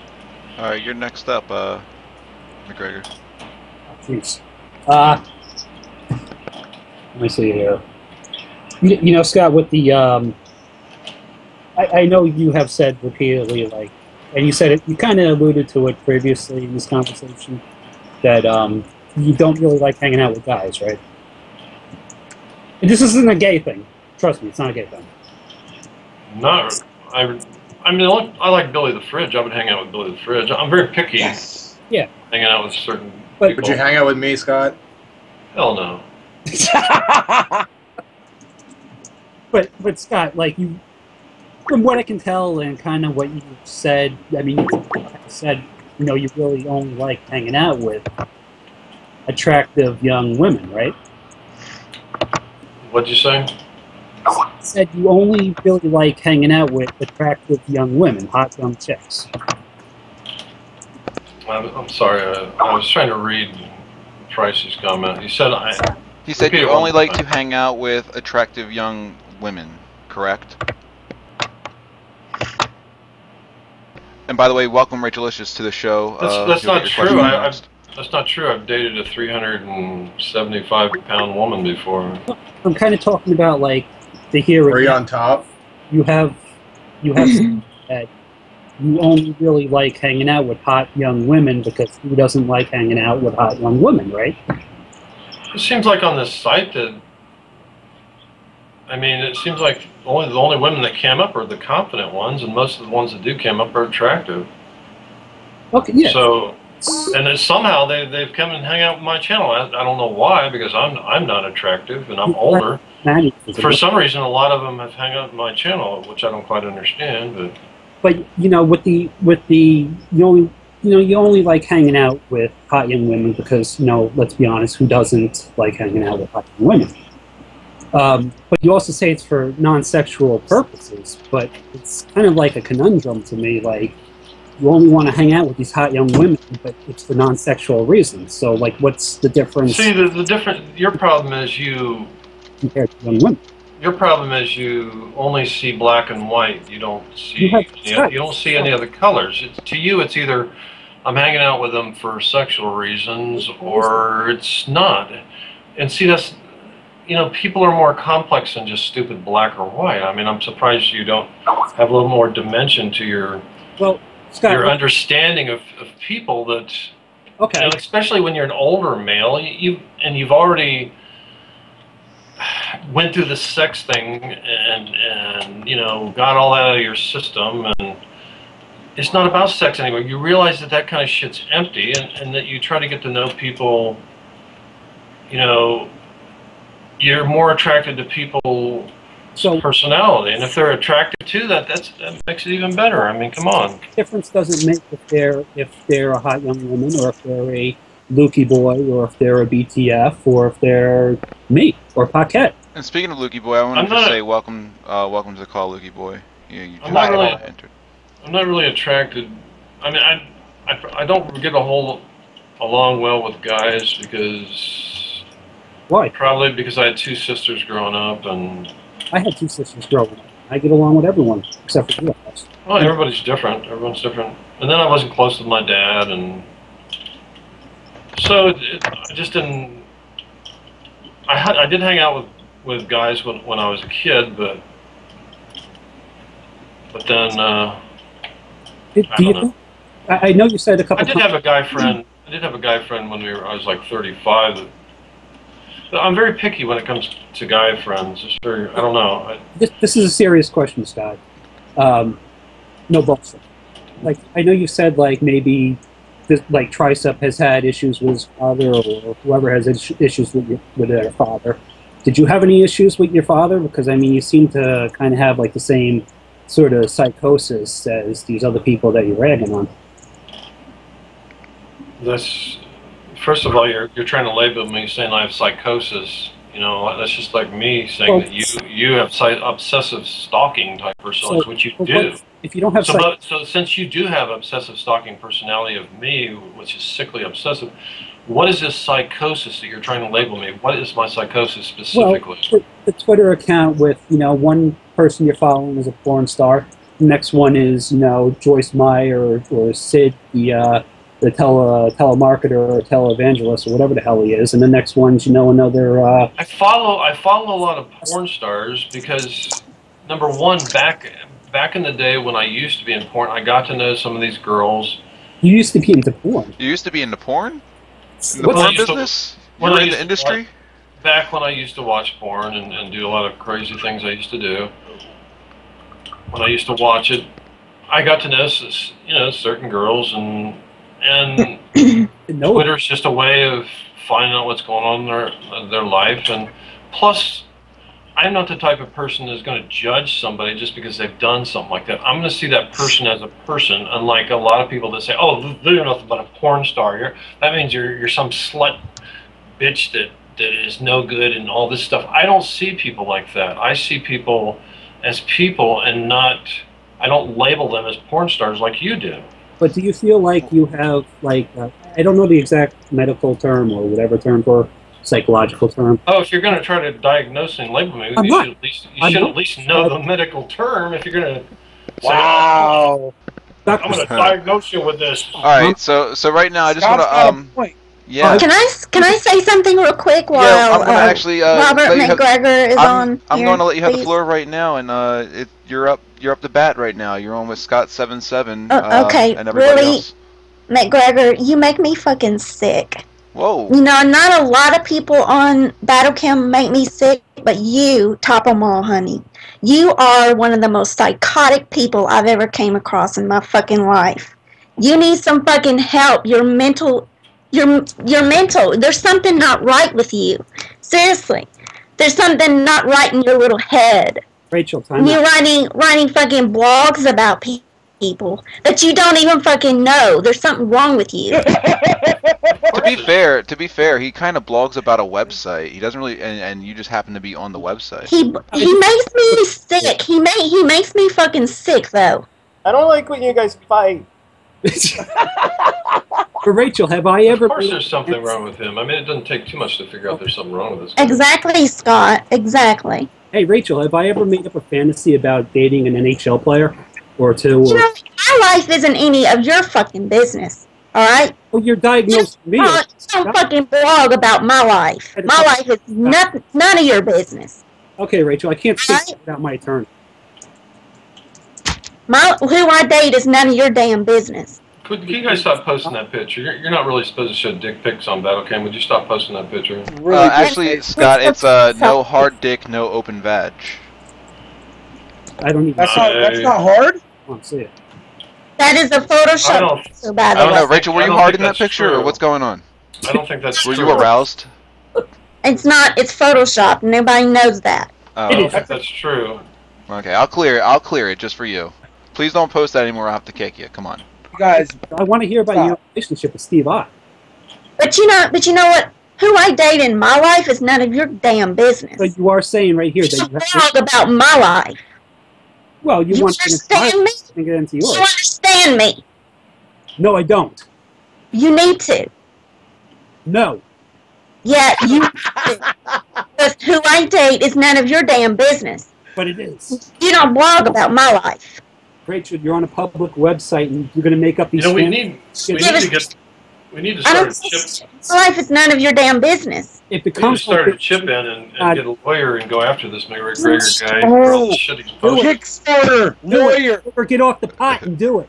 Do it. You're sick, Robert Macgregor. You make me want to throw. All right, guys. All right. And now. No, this is a great idea. We got to start a fund to just go after JTVwoodshed and for slander. A defamation of character. Defamation of character. I like this idea. Probably ain't got no money though. It'd probably be a waste of time. He makes me sick. Okay. He makes me sick. And Rachel, I saw you plenty of fish profile today, and I was You kind know, of. another thing you could do. Everybody could go to the blog and have complain a about it. I don't have plenty of fish profile. Try again, idiot. All right, Rachel. Thank you. Down. Want to put All right, so Scotty. All right, you can all complain about his blog. We're going to get back. All right, guys, we're going to get back to Scott77 here in a minute. I'm just going to welcome Loukiboy. Go ahead. You have the floor. Please ask Scott, or our special guest. Whatever. Your question. All right. Hey, Dad. What's going on? Wait a minute. Why won't he respond? If you had $300 right now, would you spend it on taking Mac to court, or would you spend it on hot water? Wow. Priorities. Hot water just ain't that important. I wouldn't spend on either one. Mac would be in hot water because he's going to court. I got Phoenix Wright on call. All right, and Chloe, thank you for calling in, man.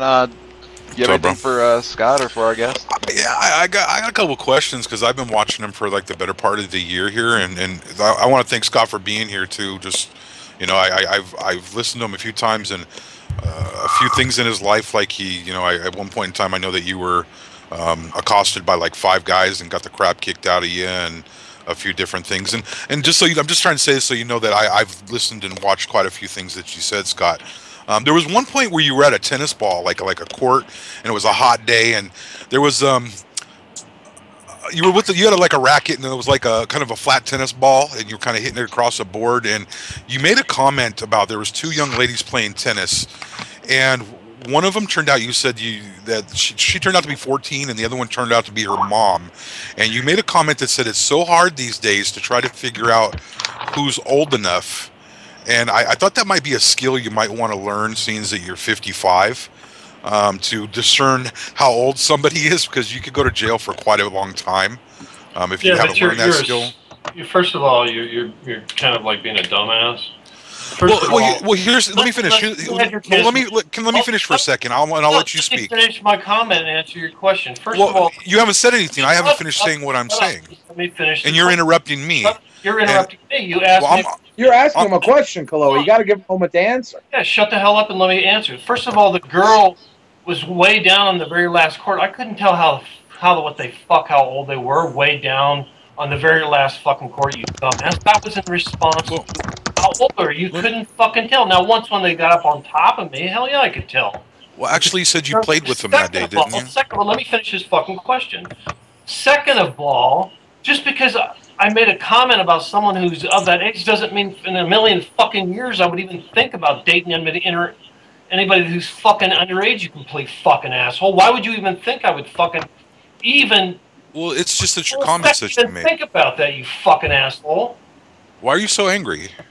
Because you're sitting there calling me a fucking pedophile. You insinuated, you fucking asshole. I mean, why are you saying I didn't actually call you that? I was actually trying to question. Around and acted like I was a fucking like I would try to date a fucking 14-year-old girl. You fucking asshole. Well, according to you, you couldn't really tell the age of the young lady beforehand. She was on the way down the fucking court playing tennis. How the fuck can I see that far, you fucking prick? Well, you said that you actually played with them and that you spoke to them. I didn't fucking play tennis with them. This is what you said that day. And a whole other court, Chloe. Am I wrong or I'm right that you said that? Well, let's just get off of that. That wasn't my point or my question. But you know, I understand you're a busy person and you're doing your book thing, and yeah, that was the day you was right there. Fucking book. If you ever listen to me on my fucking channel, I'm not done. Now you're interrupting me, and I stopped speaking when you were speaking. So if you let me ask my other question, get your point. Hey, how about you shut the fuck up and let me ask my question? My question is that for some reason you tend to think that and I think that you're kind of narcissistic in this way, is that people don't understand what you're saying.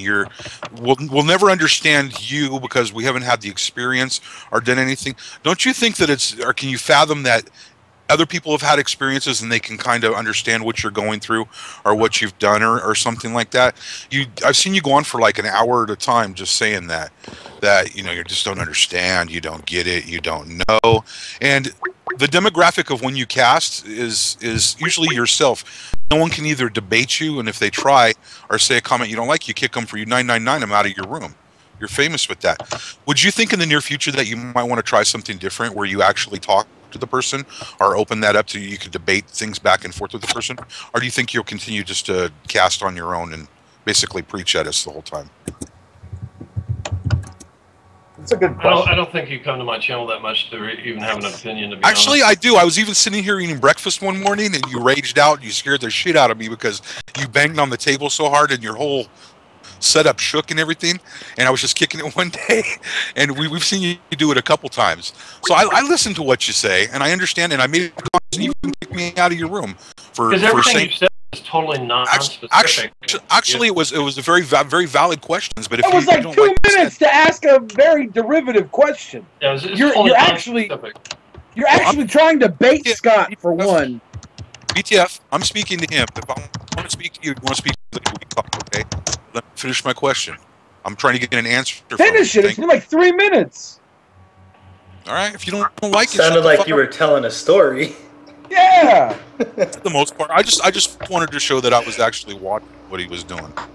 Yeah, I think that was good the way it was. You know, he showed that he knows what he's talking about. He set it up and then he asked his question. Kind of put Scott in. He painted the picture for Scott before he asked his question to make it as easy for him to answer as he could. My question was, we can reiterate this, is that do you think that the demographic of you casting might change a little bit so you can debate things back and forth, because it seems to be a little one-sided? First of all, I'm not on Battlecam to debate every single fucking person that comes to my channel. Do you realize how much energy that takes to debate 1,000 fucking people? Why are you so angry right now? I'm not talking to you right now. It doesn't matter if you're not or you are. I asked the question. Why are you so angry? I'm answering his fucking question.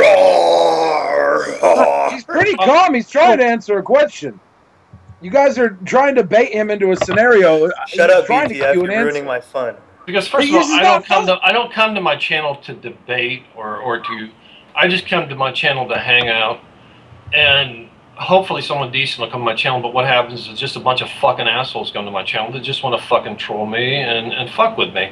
And I'm not coming to that. I can use my channel for whatever the fuck I want. Now, if I want to go to Maine and do a debate, I would be on fucking Maine and debating. But it's my fucking channel, and I'm not there to do whatever the fuck you guys want me to do. Go to a site called Battlecam and just expect stability, you know? Battlecam private channels can be used for whatever the fuck you want completed. You're absolutely correct. I will agree with that 100%. You're within your rights to use your channel any way you want, Scott. But the thing is that my question was, don't you think that you can change the demographic of this?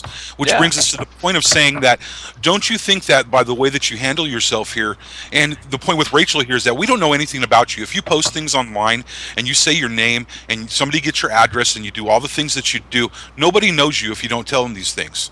So if you were to go ahead and change that, and you were able to change and I've shared more about my life than anybody on this fucking site. And why do you feel the need to share that much about your life with people on Battlecam? I mean, and that's my point. That's just my personality. And that's my point. Don't you think that at that point you should take responsibility? You and Rachel. I'm speaking to you too, Rachel.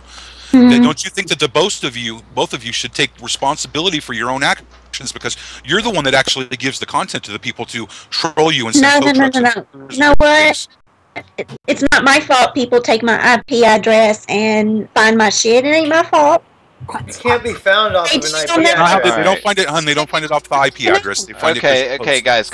We're gonna get a new question in there from Dustin Beavers. Thank you for calling in. Do you have anything you want to say to Scott? What, are you kicking me off the call? No, I'm not kicking you off. You have the giving floor. you a platform. It's your turn. Oh, keep going. You don't have to give me the platform. I'll jump in.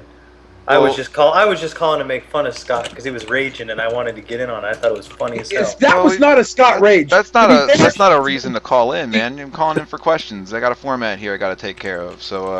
Well, I'm here to fuck your format up then. All right. Well, I can't have that. All right, so Ckurtis, you got a question for Scott? Yeah, I do have. Hold on. How'd you get rid of him? I do have a few questions. Is my audio okay? Sound great. Yeah, you're good. Yep, you're good. All right, awesome. Scott, I've only been here about a year, so I'm trying to learn a little bit more about you. And my first question is, in your opinion, why do you think you are popular on Battlecam? What is the draw, or what value do you provide for people? Because you do have a lot of people that follow you. I don't know. You'd have to ask them. I just come in. No, I'm asking in your opinion. What do you think? I guess because I'm open and I be myself. And I just chill. And I guess that's what people are looking for. Okay. Because I don't try to entertain anybody. You did though. You did with the socks. Yeah, when I first came to Battlecam, I did. An entertainer. Like yeah, when I first came. You put on some really great shows with your action figures, but I think the thing is that people enjoy your honesty. And, you're a man with eclectic tastes, and a lot of people are one-dimensional, and they can't see the layers there. And they see, like, you're talking to a porn star, and they get all uppity because then you're talking to Oprah, and then you're talking to Dr. Phil, and then you're talking to some random person on the internet. They don't understand that coins have two sides. They just want to see your heads all the time and your tails. They don't want to see both. They can't accept that Scott's a good man. Strong words from BTF. How does it make you feel, Scott? You got someone behind you. You gotta, Speaking of which, actually, Scott has another supporter. Oh, yeah? And since Coco's not able to be on the call, instead of asking a question, I would like to make a statement on her behalf.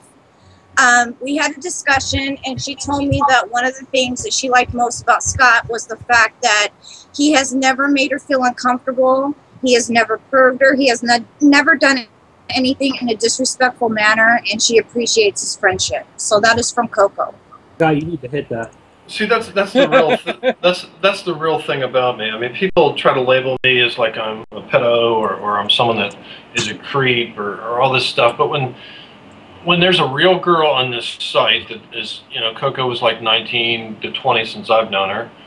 I mean, I'm just a regular person. I've never ever said anything sexual to Coco. I don't even think it, and people don't even believe that I'm that way, but I don't even think about sexual stuff like that. People accuse me of masturbating to Mariana. I've never masturbated to Mariana once. I've never done any of that. I mean, on a few occasions, there's a few girls that, yeah, I guess I did that with on a very rare occasion, but people try to label me as a creep. But when you find a real girl that actually knows the real me, you never hear it from them. You just hear it from all these fucking troll creeps.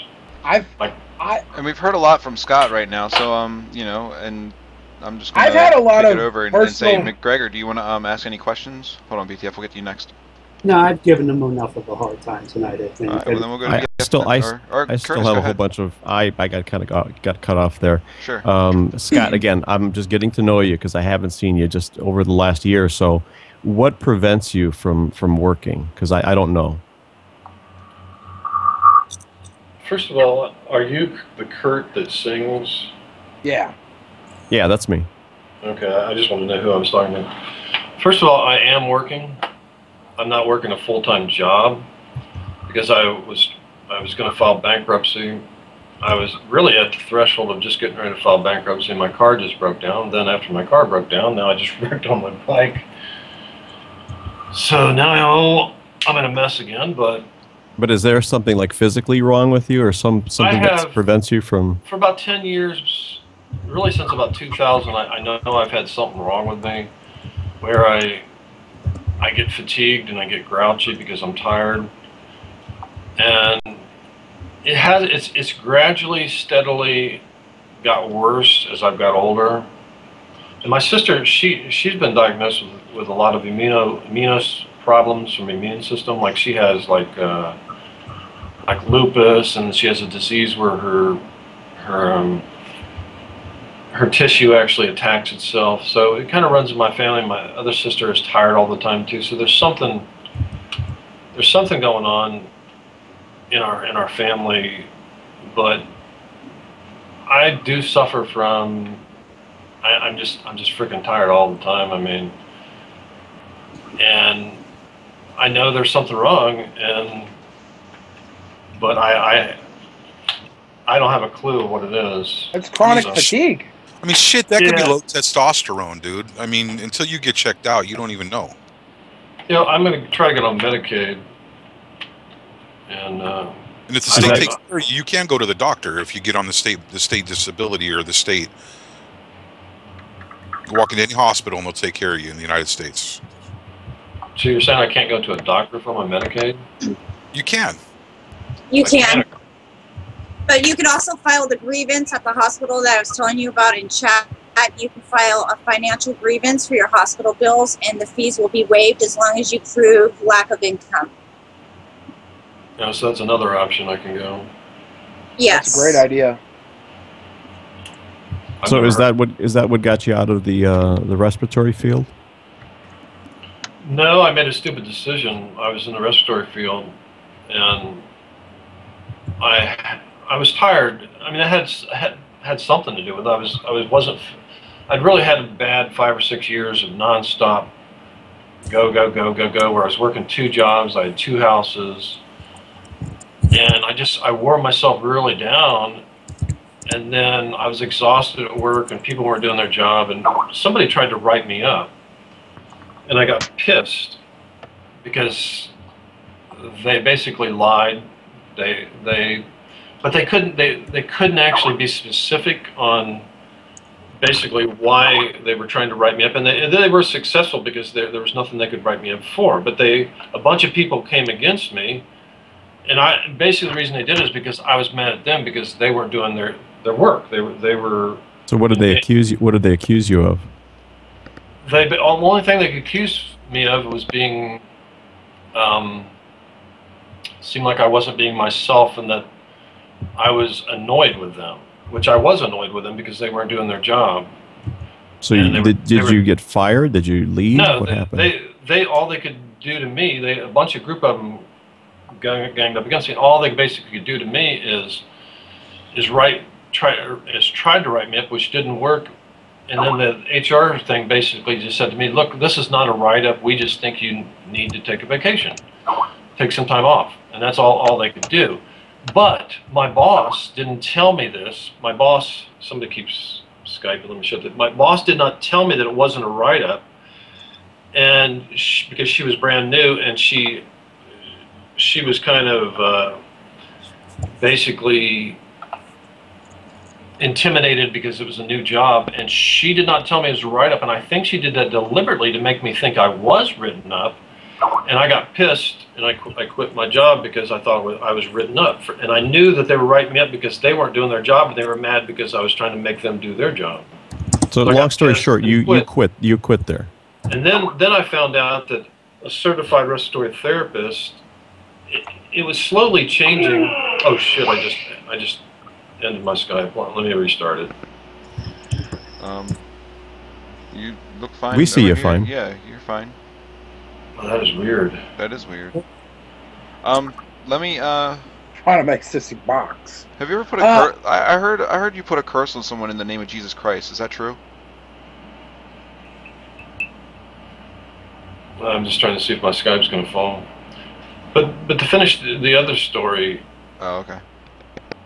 I found out that hospitals weren't hiring CRTs, and oh, that's right. I can take my Skype off this one. That didn't hurt it.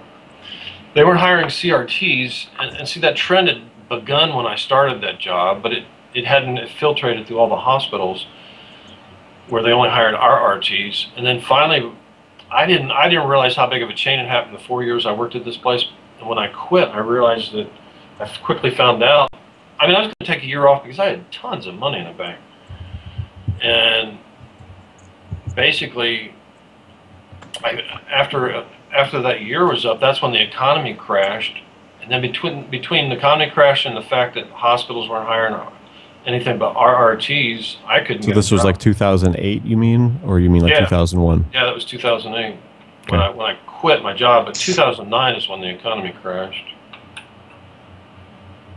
So that's kind of where it all started going downhill. Plus, I found out I wasn't feeling well. That the tiredness wasn't caused from working 2 jobs, and because I thought my tiredness was from working 2 jobs and trying to fix up a house. And that's when I slowed down. It actually, my tiredness it magnified and got 5 times worse. When you quit your job, did you have health insurance after that? No, because the Cobras costed way too much. It was astronomical for Cobra. Okay, but you had tons of money. Yeah, I know, but I was thinking conservatively. I was thinking I'll just get another job and get health insurance. I wanted to conserve my money, so and I wasn't that worried about, at the time about my health. I didn't realize it would stay. I thought I was just tired and I needed a few months off. So during that month, those couple months period is where I made the decision whether to take the Cobra or not. When you first quit a job. And I know BTF's been trying to get in here and ask some questions too. I'm gonna ask BTF to get his in there real quick. Go ahead. I was trying to piggyback on what Coco had said earlier.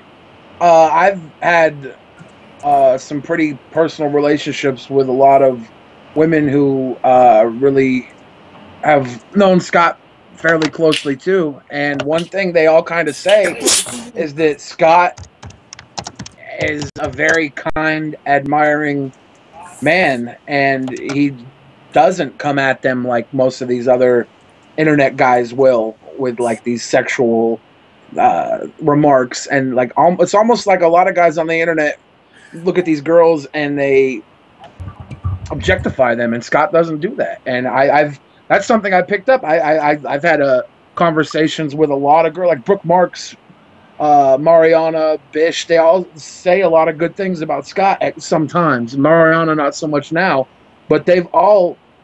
There's a very positive side to this guy that you guys, for some reason, want to throw out, and you don't want to acknowledge that. It's just a troll site. People want, and You know, it all started initially with that guy named Brian. I don't know if you guys remember Brian when I first came to Battlecam. He was the one that started the pedo stuff. Just because I was an older guy, he just started out of the blue, and it just kind of took off from there. I mean, initially before I came, everybody was calling Sir Pops a pedo. And then when I came in, when Sir Pops kind of left and I came in, then it's just all of a sudden I became the pedo and the creep and all that stuff. So it just kind of moved from him to me. And right now I want to welcome Ghost Dog to the call. Hey, Ghost Dog. Hey, what's up, everybody? How you doing tonight? Hello, Ghost. Hi, Tracy. Hey, everybody on the call. Actually, before you get started with your question, do you want to tell them about what's going on tomorrow? Yeah, tomorrow night, premiering right after Dave Live. Yeah, go ahead. Right after Dave Live, we're going to have the first episode of Tales of the Bizarre. It's going to be on suicide cults. And, yeah, you'll be able to check it out right here. It's going to be a good show. Got some stuff lined up. And check out as the season goes on, and you'll see various guests and other BCers coming through for different topics, and I'm looking forward to getting this going. All right. Please join us tomorrow night. There you go, right after Dave Live, right here on TGS. So absolutely. I'm sorry, right now, No Point's trying to call in. BTF, do you have anything else you want to say? No. All right, thank you for calling in, man. Bye, Billy. See ya. All right, and now we got No Point. Welcome, No Point. But first, Ghost Dog, do you have anything for Scott77 or even our guest, Robert Macgregor from Webcam Shouts out to Woodshed. I got to give a quick shout out to Woodshed. I love everybody over there except Jemda. Fuck you, Jemda. Also, my question would be for Scott this evening, and it would be if you could give Alky David some advice on changing some things on Battlecam to make it better for the user, what would that be? I haven't been on main anymore. I mean, I think the site's great, but I just don't go to main that much anymore. I don't really think the split thing's working. I liked it better when one person at a time casted. You like the original Pip better than the split screen? Me too. I absolutely hate the split screen. Yeah, I was here before the Pip, when it was just, you know, I don't know. I don't think it's working, and I haven't put too much thought into it anymore because I never go to main. But do you like that it's on TV now and that they can just randomly show up and take control of your room? It doesn't. I don't really care. It doesn't matter to me. Half the time I don't feel like being on TV, but I don't blame you on that. I don't like being on TV at all. When you got something about the all this going to on, people's private rooms, right? So yeah, I just wanted to call in and they're going to randomly come to people's private rooms and put you on TV. Yeah, and the terms of user. When I first signed up to Battlecam, the terms of user, there was nothing about me being on national TV in my own private room. So why have they got the right to put you on national TV? I haven't signed up. I haven't agreed to those conditions. So why can I do that? Is that legal? I absolutely have no idea. Yeah, I mean, I imagine I read the terms of services. I read the terms of services. Did you read them carefully? Yeah, I read them 3 years ago. From what I read, they're subject to change. Demand a blood subject to change, which means they have to notify me via email. Did you read the terms of service to Battlecam that I have right here? Yeah, highlighted because there weren't that bit. There wasn't that much to them when I first. 28 pages of terms of services for Battlecam and Film On, ladies and gentlemen. You can print them out yourself. Terms of service, they don't matter anymore because they could change it the next day and then go retroactive they're totally on it. Subjective. If at the end of the day, if census coming, if I'm not doing my own show, my private room, whatever, private room, if I'm doing a side room show, and census come and say you're live on TV, so we're live on TV, whatever. No point. You have a question for Scott? I just wanted to say real quickly, I just called in to ask one question, and yeah, check it out tomorrow night after Dave Live, Tales of the Bizarre. I'm going to hop off so other people can call in and keep this going. Thanks, everybody. Scott, you've been a great guest tonight, man. I really enjoyed your interview. Peace out, guys. See you later. Thank you, Ghost Dog. Now, see, that's a good caller right there. That's how it's done. If no, I've got a serious. This is a serious. No point. Shut the fuck up. If anybody wants to call in, it's Kellogg's Orange Soda. You can call back Toxic, if I I have hung up on another you. question. Yeah, go ahead, Price. I have a question that a beautiful, intelligent lady would like me to bring up. She wanted me to bring up, ask you about the time that you showed up at Bish's house with flowers and wine, and you knocked on the door and ran away. Is that true? No, basically what happened was she invited me out there. I don't think she believed I was coming, but she actually invited me out one night. I thought, yeah, I'll go out. Because we talked, people had tried to get me and her to meet like 100 times, and I said, look, I'm not going to go out there unless she says to come out. And finally one night she said to come out. So I drove all the way out there, and she wanted some wine, so I bought some wine, and I thought, well, I might as well bring her. Somebody said bring her some flowers, and I thought, oh, why not? So I spent like $3 on some flowers or something. And then I got out there, knocked on the door, no response. So then I knocked on the door really loud another time, no response. So then I knocked on the door really loud, and the dog, the dog was barking, carrying on, going nuts. And I thought, well, if she's there and awake, there's no way in hell she can't hear the dog, because the dog was going wild. And there was no response. She never came to the door. I waited around. I looked around. I thought, she's not coming to the door. She's either went someplace, her mom's came and picked her up. She's trolled me. I didn't think she was even home, so I said, well, hell, if she's not here, I'm leaving. So I drove back home. We were trying to convince her to answer the door, but you weren't there very long. From the time the dog barked to the time she answered the door. By the time the dog barked, that was the third time I had knocked. Third or fourth time I'd knocked. That was the time where she realized that there was somebody at the door. Well, I know. How could you not? Whoever's clicking down there, mute your fucking mic before I kick you off the call. No pointer, Rachel. Assholes. It's not me. It's not me. I'm not clicking nothing. I've heard you snorting and shitting yourself on this fucking call like 13 times already, and I just let you back. I wasn't me shitting myself and snorting. All right. Relax. Calm down. I had a question for Scott, but I'm going to let him finish before he's going, because this is like a question about what used to happen in the old days. All right. So I'm just sitting here relaxing.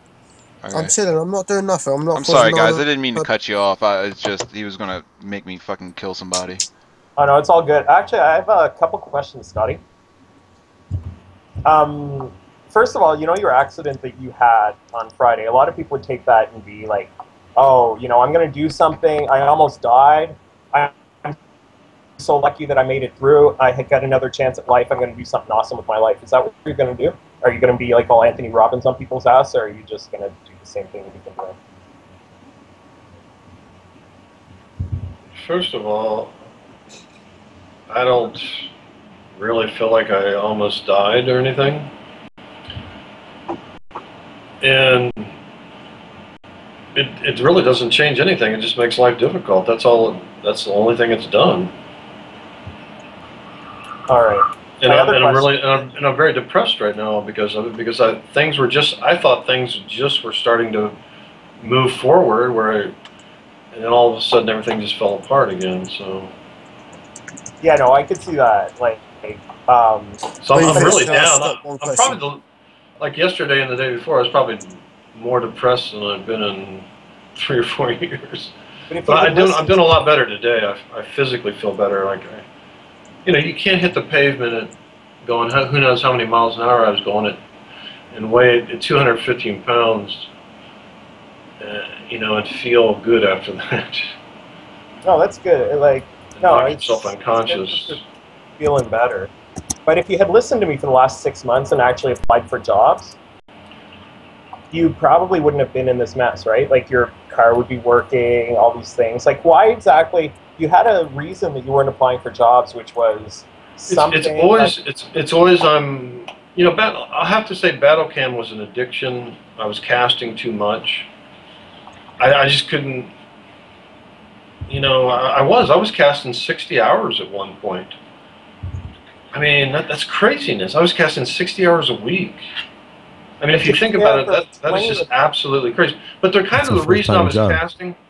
Kind of the reason I was casting in the first place is because I always wake up in a state of exhaustion, and it takes me about 3 or 4 hours just to shake that off where I feel like I can even function. So a lot of times when I'm on cam is when I'm exhausted, but then there is a point where I do get to the point where I could probably do something, and Battlecam, I was just coming up too much, but it's between my... Scott, hang on, I'm sorry, I'm going to jump in right from me. Scott, can you bring back the sock puppets, please? No, because once I showed my face, it was over. Bring back the sock puppets, they were funny. I don't know. That once was kind of cool. When you done the should... sock puppet thing, that was kind of funny, that was entertaining. I'm sure it was funny, but... It's about time for you to bring back the sock puppets in Maine. No point, Right, say so it 3 you were more less times. depressed when you had the sock puppets. It was just a thing that I enjoyed at the moment because I didn't show my face. See, I used to go on Maine and entertain people. I love to do that. Don't worry about people seeing your face. It was cool. But you got to understand, Lily. That was entertainment. That was entertainment. You got to understand, Lily. Battlecam needs entertainment. That was funny. Yeah, that was entertainment. Thank you so much for calling in. You know what? You don't understand the battle that happened back there in Battlecam in those days. You don't understand how hard that Lily, Harry, and the mods that used to be on Battlecam were against me and the casters. They would do anything in the world to destroy us. I mean, you just don't understand what was going on back then. And they killed any comedic entertainment bone that I ever had in my body by the way they treated me on this site. They destroyed that. And come back to a place that causes you so much misery. I don't understand that. What's that?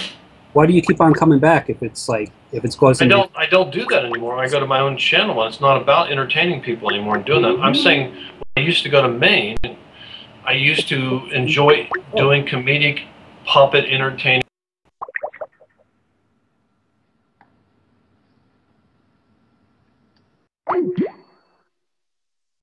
Okay, we're back.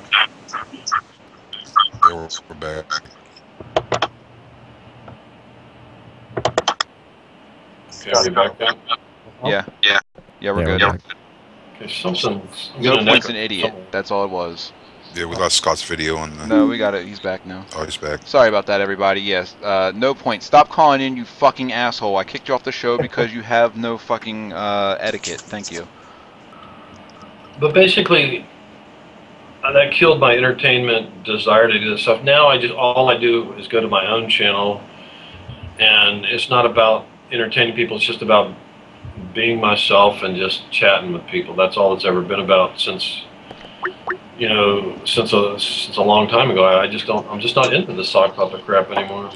Scott, how many hours would you say you spend on here a week now? Now, I stopped casting for 2.5 months, and I just recently came back. So the only reason I was on last week is people who said they would pay me, so I thought I can't turn that down.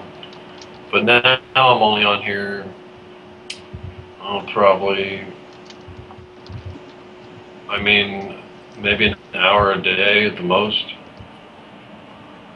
But this weekend... Can I ask a question about, you said about your health issues that you think you've been aware of since about 2008? I think you said since you lost your job. 2000 really is when it started. Okay, well, that's quite a few years stretch, and one question is, why don't you think that you've taken care of that now? And do you think it's more of a mental or a physical thing that you're going through at this point in time? I understand by getting older, you change gears and everything.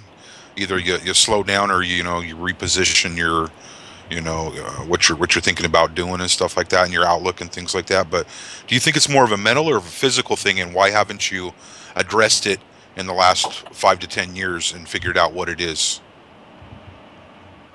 Well, I do know that I have ADD. I keep entering an echo. Where's the echo coming from?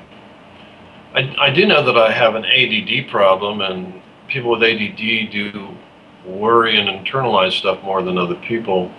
And I do know that causes a degree of fatigue, but that's something I've always had, so I never had this fatigue with that. I've had that all my life and didn't realize how bad it was. It could be a chemical imbalance. It could be low testosterone.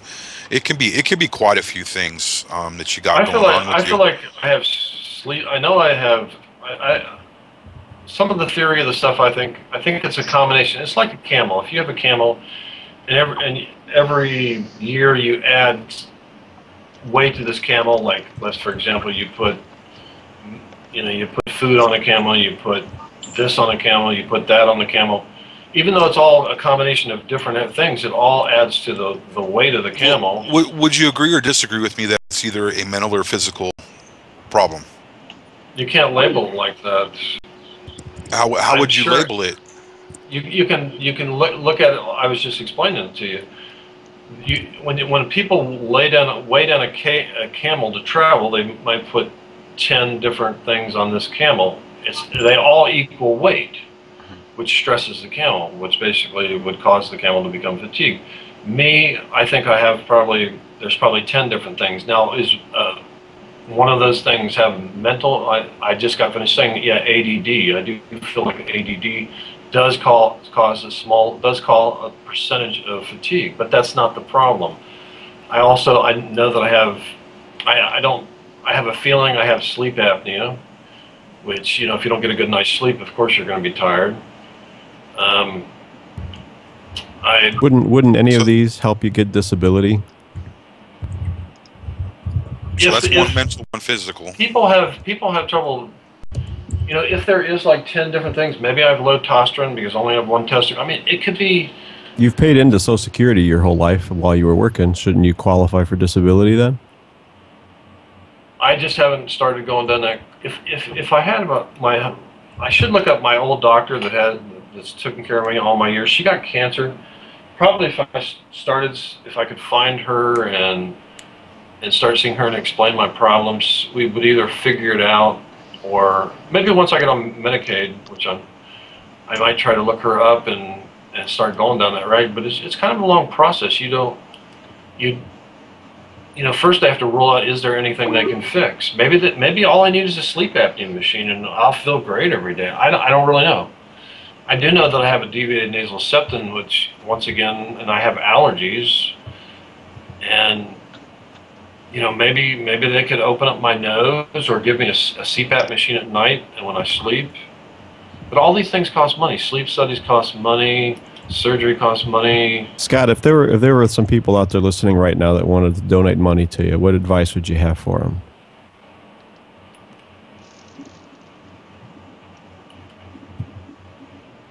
What do you mean? If somebody wanted to donate money to you, what advice would you have for that person? If somebody wants to donate money, they want to donate money. What do you mean? What does that have to do with advice? I'm saying, what would you tell them to do? Would you tell them to go ahead and donate money to you? Would you tell them not to? At this point in my life, I'm not going to stop anybody from donating money to me if it's something they feel like doing. I donated, back when I had money and a good job, I donated over $15,000 to Life Outreach International that bought like 3 wells for people over in Africa that didn't have clean water to drink. So, I've given lots of money. I used to support all different kinds of charities. But let me ask, if you're gonna go bankrupt, then wouldn't they be like slowing down the process of you going bankrupt by giving you money? Not if I use the money to file bankruptcy. How much money do you need to file bankruptcy? Last time I checked, it was $1,000, but it could have went up by then. Okay, so at some point they're just kind of encouraging you not to file bankruptcy. Because I'm sure if we put everybody to the case right now, they could all put together $1,000 to help you file bankruptcy. But then, what did they help you do? Well, if I filed bankruptcy, that would take what would you protect is what he's asking at this point. What would it help you if you were to spend $1,000 to file bankruptcy if you have no assets to protect in the future? That's not the reason I want to file bankruptcy. You got to understand, every time one of my creditors takes me to court, they send me a bill for court costs. I haven't even went through my mail because I'm afraid to look at it. I already have a bill for $210 because somebody took me to court. I have to pay court costs, so that's. But you can't get blood out of a rock. Yeah, I know. So I know. I'm just trying to figure out I guess. I don't even want to talk about this kind of stuff online because trolls have my real personal information. and it gets into too deep in business. You know, I've had people threaten to try to cut off my food stamps. I've had people, you know, I don't really want to get too deep into this kind of conversation because. Well, I mean, I think it's important to the conversation because a big part of it was the whole thing with Mariana giving you a computer. Oh. So why did she feel compelled to get you in your opinion? Why do you think she sent you a computer? You'd have to ask her. I'm asking, in your opinion, why do you think she sent you a computer? Mariana is. I used to be like Mariana, where I would just give money away. You know, I mean, I've given so much money away in my life. Like, even when I was hurting and only had like $2,000 left in the bank, I thought that when I foreclosed on my house, that my sister would let me move in. So I was driving along and I seen some black guy on the road, picked him up. Got in a conversation. He told me he was going to leave his apartment. Even though I only had $2,000 in the bank, I turned around, gave the man $500, even though I was about ready not to be able to make my condo payment. And if you saw that person the next day taking that $500 and buying booze with it, how would you have felt? I mean, that's what people like you do in their scenario. That they justify not giving to people because they. No, I didn't give you any information about what I do. I'm asking you. I mean, that's what people like you do. They say, oh, this person is no good. We should never give money. You know, I gave that money. Yeah, but that's the insinuation. I'm asking you. You have an opportunity here to talk to a lot of people, and I'm asking you, why should somebody give you money, or why shouldn't they give you money? Yeah, I just want to say this is a lot of people in here Is for it? me. Yeah, it's like 137 people. I usually don't get that many. I want to say thank you to everybody who's showed up and saying what's up, and also check out Saturday, right before Joe, right after Mike and Ike Studios. I'll be on TV. It's going to be TGS on TV, so check that out. But going back to the What's Mariana, up, Solar? Going back to the Mariana question, the reason she gave money, I just assume she's a generous person like I used to be, where if somebody needed help, I would help them. And then why do you think she's so upset with you now? Because she gave her friend that she hardly knew that long. She had a friend. Gosh, what's her name? She just met that she called her sister. What's her name? Does anybody know at the moment? I'm going blank. She gave that friend that she just met $10,000. This is a person that she probably knew like less than a month. She gave this friend $10,000. And that's just the type of person Mariana is, to explain that question. And she just likes to give Do you people. think she's justified in being upset with you? Absolutely not. We've already went through the Mariana thing. No, I know, and I was listening, and I still have some questions about it, if that's okay. Absolutely. Shit, I want to be friends with Mariana, man. I could use a couple grand. Why do you think that, like, it seems like women, especially younger women on Battlecam, they like you? I mean, more so than they would like the average person or someone of your age or just any guy on Battlecam. What is it about you, do you think, that attracts them? I'm kind of a real person, basically, and I'm basically honest and open, and basically I cam up. And that's what attracted Mariana to you. You're assuming that she's attracted to me. Well, I mean, she cared enough about you to send you a computer. That's maybe friendship. I wouldn't say it's attraction. No, I mean, it's attraction as friendship. Like she had some admiration for you, maybe is a better word. She felt something for you that she wanted to help you. So what do you think it is about people on Battlecam that they want to help you? Most of the people on Battlecam don't want to help. Most of the people on Battlecam fuck with me night and day. Well, how about the few people that have helped you? Yeah, there's always a few decent people in the world, but Hold on, guys. What's up, Priceless? I mean, I've had 35 things sent to my fucking house where people have fucking trolled me. There are a few good people on the site, but most of the people just want to fuck with people. Okay, hold on. I got to listen to the host here for a second there, Scott. What's up, Price? I have Bish texting me right now, and she's unable to join the call because she's not feeling well, but she has somebody by the name of Dean who's trying to join the call. Is it Mike and she Dean? wants to know if you can No. Because I just tried to add him, and Yeah, But I guess he's trying to call in on behalf of Kayla, so she would really appreciate it if you could accept his request so he can call in. Is what she wanted me Can to you tell drag you. him in? Sorry to interrupt. No, drag him in again because I tried calling him. He didn't answer. Pack dragged him in for me.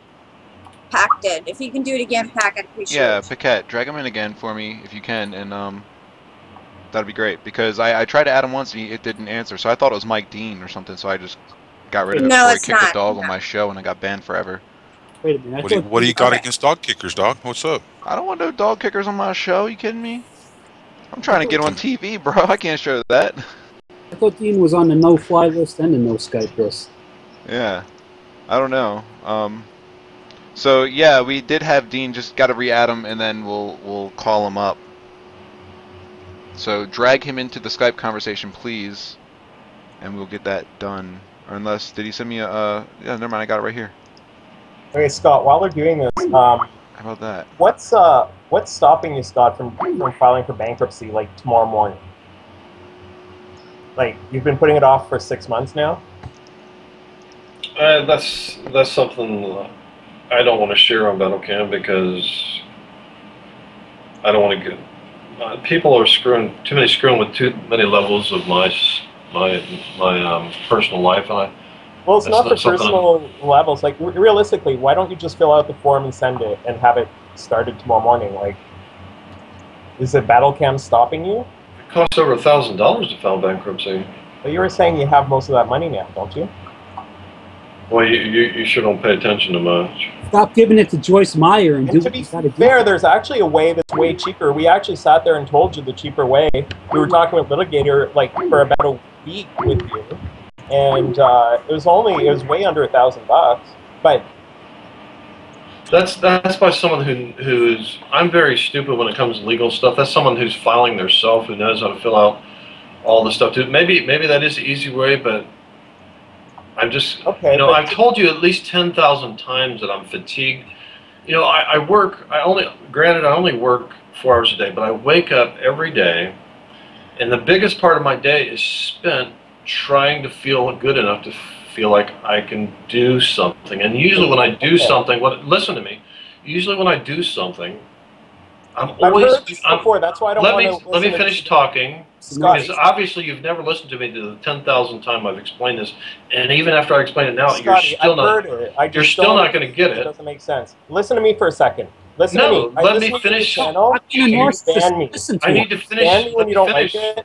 Just be quiet. I'm not going to answer any of your questions if you don't let me finish saying when I respond to your question.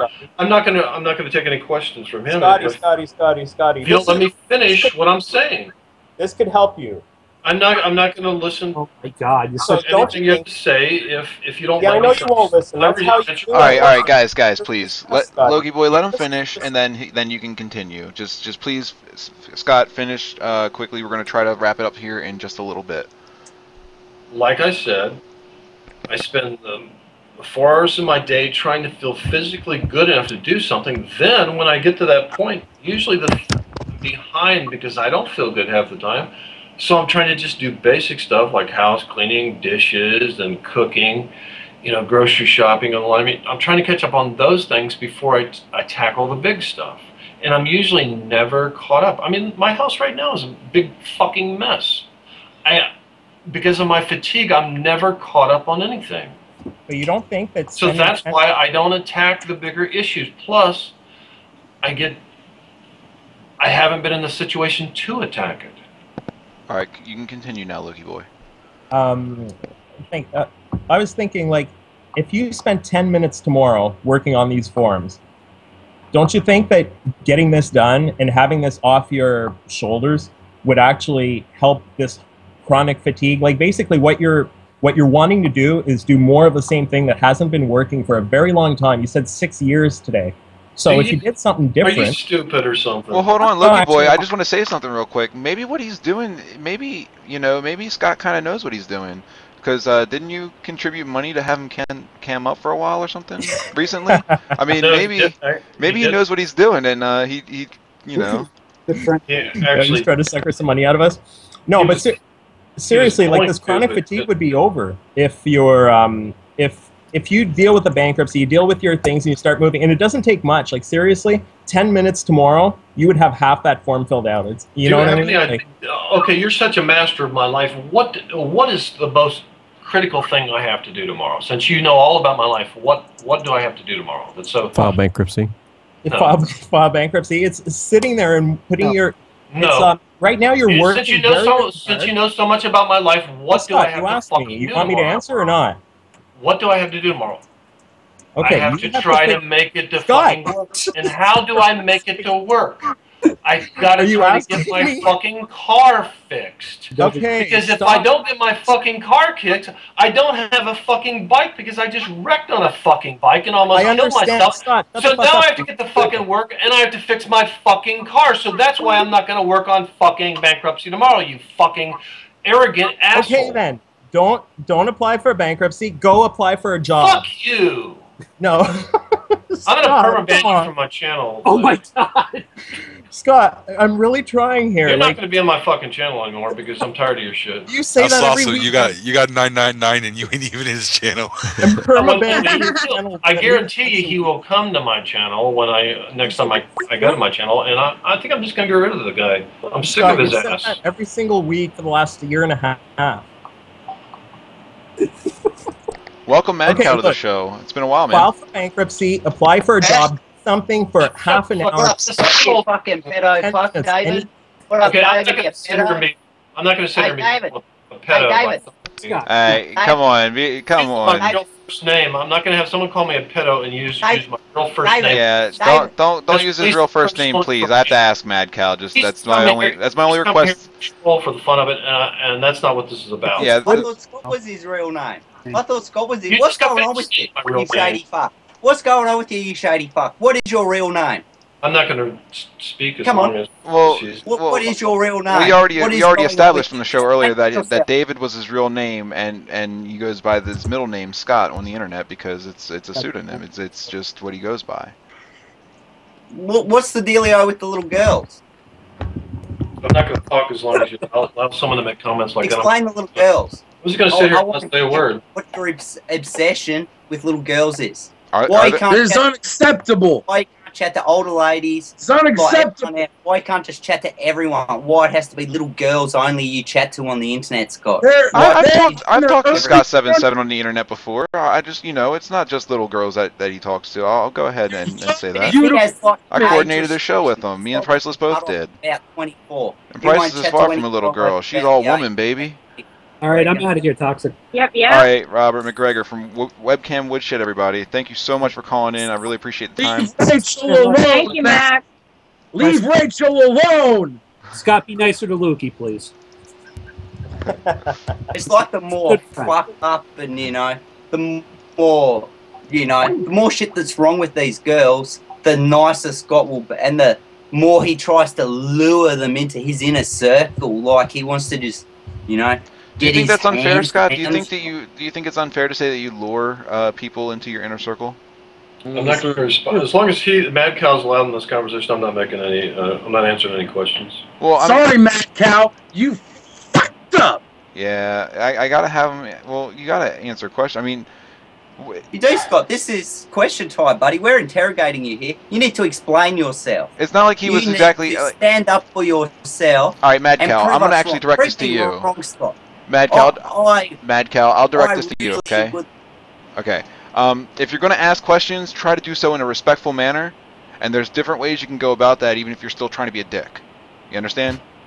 So, use your head, and instead of saying, "Hey Scott, why are you a pedophile?" be like, "Hey Scott, is there a reason you like to talk to younger women instead of older women, or do you find younger women more attractive than older women, or something like that?" There's different ways of asking your questions without coming off and just straight up trolling them if you're trying to get information. How But if about you're just this? trolling them for the sake of Are troll, you then trying you to really grow don't a need to be on beard, the or you call. just can't afford fucking razor blades? No, I actually use the hair trimmer on a number 3 to get it all so 5 o'clock-ish. Oh, you just waiting for it to all grow through in the gaps and all that sort of yeah. Waiting for it to fill out like a forest. Kind of like, yeah, because I'm not old enough yet for it to grow in full yet. I kind of don't have that much testosterone running through my body. I'm kind of a girly man. So it's just You should speak to OG Mike, and he'll hook you up with the old school roids and shit. I heard he's got that HGH. He's rocking that HGH now. That's good. No, Mike's got GHB. GHB. Uh-oh. Yeah.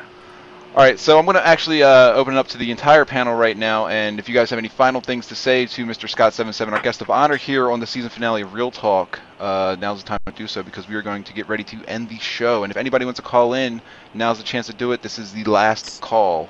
I just want to say, you guys are coming at Scott, and you're saying he only likes young girls with problems. I think it's quite obvious that Scott doesn't have a sexual appetite for these women, and he just wants to help them because he's a good human being, and he offers his consolement. You all disgust me.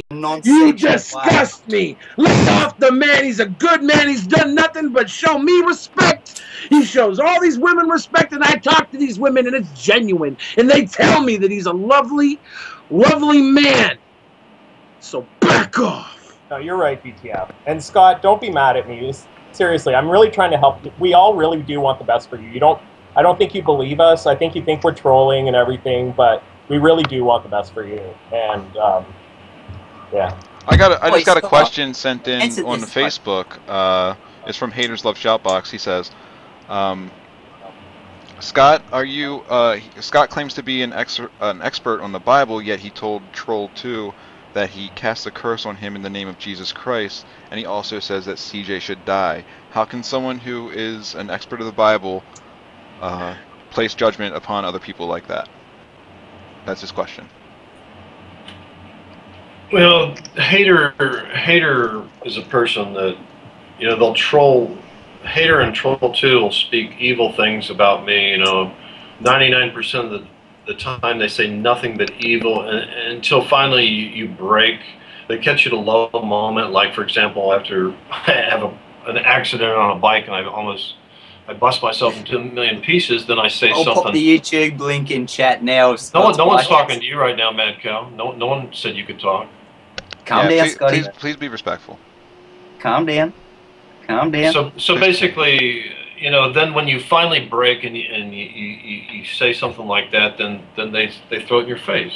But they troll you and they speak evil about you. They say a million hateful, nasty words from the pits of ugliness and hell. Then when you finally respond back, or you're going through a bad moment in your life, which I've been going through bad moments for like the last 5 years, then you respond back, then all of a sudden they throw that in your face. So that's pretty much sums both of those guys up. Troll 2 is the most disgusting, hateful, evil, when it comes to me, judgmental person that I've ever seen in my life. So is Hater when it comes to me. Not to mention, Troll 2 is a fat, ugly pig. I don't know what he looks like. I've never seen him because he doesn't have the balls. He's an ugly pig. He doesn't have the balls to come up, so I've never seen him. He's scared to come up because he knows he looks like fucking a pig-nosed, fat fucking Gamorrean guard from Star Wars. He calls me Jabba the Hutt, but he really ain't that far off from the pig-nosed fucking guard in the castle. At least I run the place, bitch! Scott, do you struggle with your Christianity, and where do you stand right now? Are you walking in your faith right now, or where do you stand? No, I okay, that's Mad Cow. Why don't you kick? Oh, thank you. That guy's nothing but a troll. I'm surprised you let someone like that on this call. But I'm sorry. I try to give everybody the benefit of the doubt before they fuck up, and playing loud shit over the shit fucks me up. So I fucked him up. Yeah, I have struggled back and forth. I mean, for 14 years I wasn't a Christian. Then back in 2008, after 14 years of not being a Christian and doing all kinds of crazy shit, from going to strip bars and having sex with and just doing everything in the book, I decided to, try to go back to the Christian life. And it's better to be forgiven than than forbidden. struggling. I basically been struggling ever since. It has been a struggle. And have I been anywhere near like a Christian? Hell no. I'm a complete failure as a Christian. But what did you say, Curtis? No, I was saying it's better to be forgiven than forbidden. Do all the crazy shit and then ask forgiveness. Yeah. You sound a lot like God, CK. No, that's not how it works. That's not how it works. That's how it works in the Christian faith. You do No, it all the doesn't. stupid No, that's stuff, how and then that's you what ask for forgiveness. That's what people think how it works, but it doesn't work that way. You basically get destroyed when you do evil stuff as a Christian. You get forgiven, but I tell you what, you pay a price. It takes you down. Yeah. What's it the takes word? You to the net. What is it? When you repent? This aren't wreck that people- just happened to me, this was a result of sin in my life, and I know it for a fact. Or karma. No, All the same. that's bullshit there. It's a religion. No, Well, karma what's is your- based on the Christian religion of reaping of what you sow. Right, so they're one and the same, or close. Yeah, karma's that in Buddhism. It's easily confused as karma. It's a similar process to get to the same end. But in the same breath, somebody can say that was cause and effect too. I don't know exactly how your accident happened, Equal but and opposite reaction. You know what I'm saying? It's all can be explained in different ways. It's the similar No, point, because but they all have their own differences. Because when I sin, I've had immediately something bad happen. We're talking over 150 times in my life, and you think by now I would stop it? How many women have you been with? That there's all different kinds of sins, but Do you count that within the 150, or is that like not a sin you consider?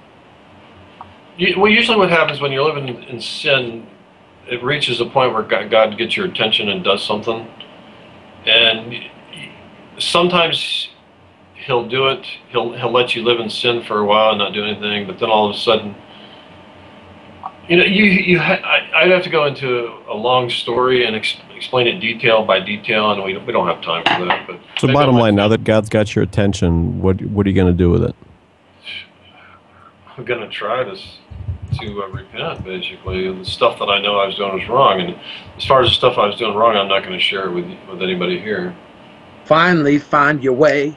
You gotta finally find your way. Woo! Finally found my way. Oh, I finally found my way. Good Lord. I love you guys. Good night. Thanks, Billy. Thank you, BTF. Hey, Scott, let me give my last question. What are three attributes? What are your three, in your opinion, what are your best three attributes and your worst three attributes? That's a good question.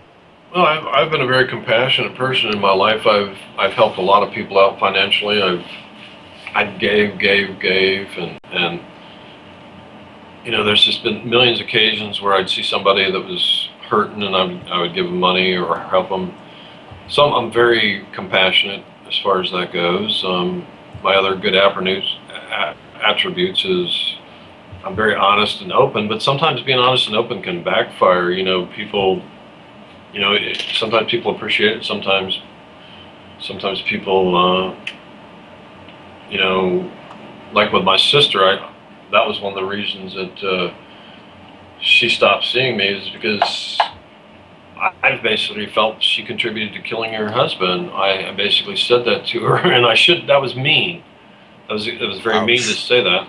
But it was true in some ways. She used him, depended on him so heavily that I felt like it contributed to him getting cancer, because his body couldn't heal. She wore him out. She didn't allow the man to have sleep for 20 solid years. The man could not sleep a full night of sleep. It was always broken up sleep. He'd get 4 hours sleep, then he'd have to wake up and do something. So compassionate, generous, honest. What are some of your bad attributes or your worst attributes? Well, the thing that's ruined my entire life has been my ADD, as far as the way I've let things that people say and do in my life bother me to the degree that it has bothered me. And even me losing my job was basically because of the ADD. I react. People with ADD, they react emotionally instead of logically. It's as simple as that. There's too much emotional reaction. Plus, people with ADD don't let shit go. If something bothers them, they hold on to it 10 times longer than other people. So it actually impedes your functioning in your life, and it can contribute to fatigue. It can. Aren't there millions of people with ADD out there, or is it pretty rare? There's lots of people with it, but everybody's. You can have ADD, and it depends on your character too. If you're sensitive if you have a sensitive personality with ADD, it's different than someone who's just has ADD. There's the human character is very diverse. So just because someone has ADD doesn't necessarily mean it's going to affect everybody the same. But Scott, a doctor never said you had ADD, right? You self-diagnosed that? That's true. So one bad attribute is that you have ADD. What are some other bad attributes that you have? I have a temper. Very emotional temper, which really goes back to the ADD. Of course, my mom was like that, so she always let her temper fly. I mean, she was like a demon at times, so I get a lot of that from her. And probably Do you my have other... mood swings on a regular? No, I don't have. I'm not bipolar. I'm not a mood swing person that goes from one way to another. I'm not bipolar. But probably my other flaw is probably the other thing that's hurt me is probably has to do with my Christian faith. I don't put God first. I don't fear God like I should, and that's probably the other thing that's hurt me in my life. Do you feel that you have it in your power to leverage your strengths to get rid of your weaknesses? Or do you feel at this point in your life you don't have control over things? Well, the physical tiredness, that's one of the biggest frustrations of it, because you feel like even though I've grown psychologically, and I'm writing a book about how a self-help book, ultimately it's a self-help book. Even though I've improved psychologically, the physical, it's like I traded one monkey in for the other. All my life I had the ADD. All my life I had the psychological powerfully against me and had no idea how to defeat it. And now that I think I could work that out, that now I have this new monkey on my back, this physical problem. So, do you feel qualified to write a self-help book when you're in so much distress? Well, it's mainly the physical problem that's causing the distress. But I He's mean, gonna what are you? I need help book. What are you doing about it? You've got some issues, and I think you've put a label on them. You know that it's ADD, or you feel like that's what's causing the stress in your life. What are you doing about it? No, that's not what I said. The thing that's causing my biggest problem in my life is my fatigue. The fatigue, but you said that was based on ADD. You actually said it was your struggle with Christianity. No, I mean, whatever your issues are, what are you doing about it? Are you taking any active steps to address those issues? As far as improving myself physically, it's really been. I'm so tired all the time. It's mainly just been about survival, and then hopefully, I have all the basic things caught up that I'm able to then tackle the bigger problems. But it's so far, the last 5 years have just been about survival. And then because, then I got on Battlecam, and that does that give you more energy, or does that take away energy from you? Comfort. All it did was comfort me. It's almost like Bish drinking alcohol. It was something that gives you comfort, but it doesn't. It does ultimately. You don't move forward in life. Okay. I mean, would you feel that maybe contacting somebody about your fatigue would be a good idea, or do you feel at this point it would be a bad idea? Well, it's basically comes down to money. I don't live in Canada where we have free healthcare. But if that's causing you your financial stress right now because you can't get a job because you're tired, then there's no way out of it. I think I can get a job, though. But you're too tired to go out and do interviews. No, it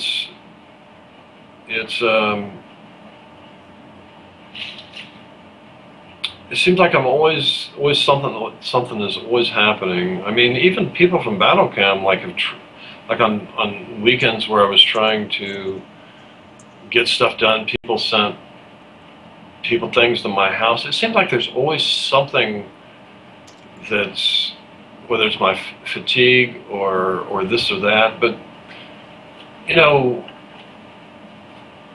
I don't, you know, I should, you know, if I have to get to a point where I'm just going to have to push through this, you know, and move things forward, you know, no matter how tired I am, I'm just going to have to continue to push through it. All right. It's been hard. It's been really hard. All right. Well, thank you for answering my questions. And the job that I have, it really wears me out, even though it's a 4-hour job. They work you. I mean, I've done 12-hour jobs where I don't physically work as hard as I've done at this 4-hour job. So that kind of hurts too. Is that in one way it's good that I am doing something physical. It's better than sitting at home. But then on another way, it sucks a lot of my energy because I'm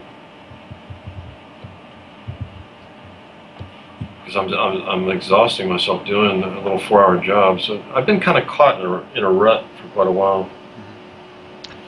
All right, so Chloe, you have anything you want to say to Scott77 or anything you want to ask? Any final things you have on your mind? Yeah, I guess I just want to say is that, one, I wasn't trying to insinuate you're a pedophile by, you know, the definition. I know that you have an affinity for younger women, and I don't fault you for that. Again, you know, if you take it as you is, it's an apology to you, Scott. I wouldn't in any means try to, you know, tell you what to do with your life and everything. I don't have anything against you, and anybody here, I'd like to see them better themselves as a person. To the most part, I guess that's about it, dude. You know, I hope you get through what you're going through here, and keep your head up. That's it. All right. Well, when you insinuated that I liked little. Well, it's your own words. Obviously, you like to look. I like to look at younger women. I'm in my 40s. So I like to look at younger chicks. I mean, I don't got a problem with it. I mean, I would assume as a man you would do the same, and any other man in the room would probably be a liar if they didn't say that they like to look at a nice woman, if they weren't gay. So I mean, I own up to it. I just felt like you said that I was looking at like little girls, you know. No. That's why I was trying to base the story on. I was basically trying to show you that I actually observed the things that you did on certain days, and I watched you as a caster.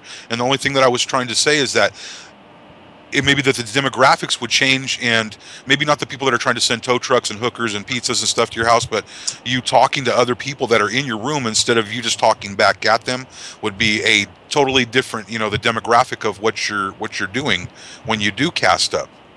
You know, I mean, I don't have a problem talking to you, just like we're talking right now.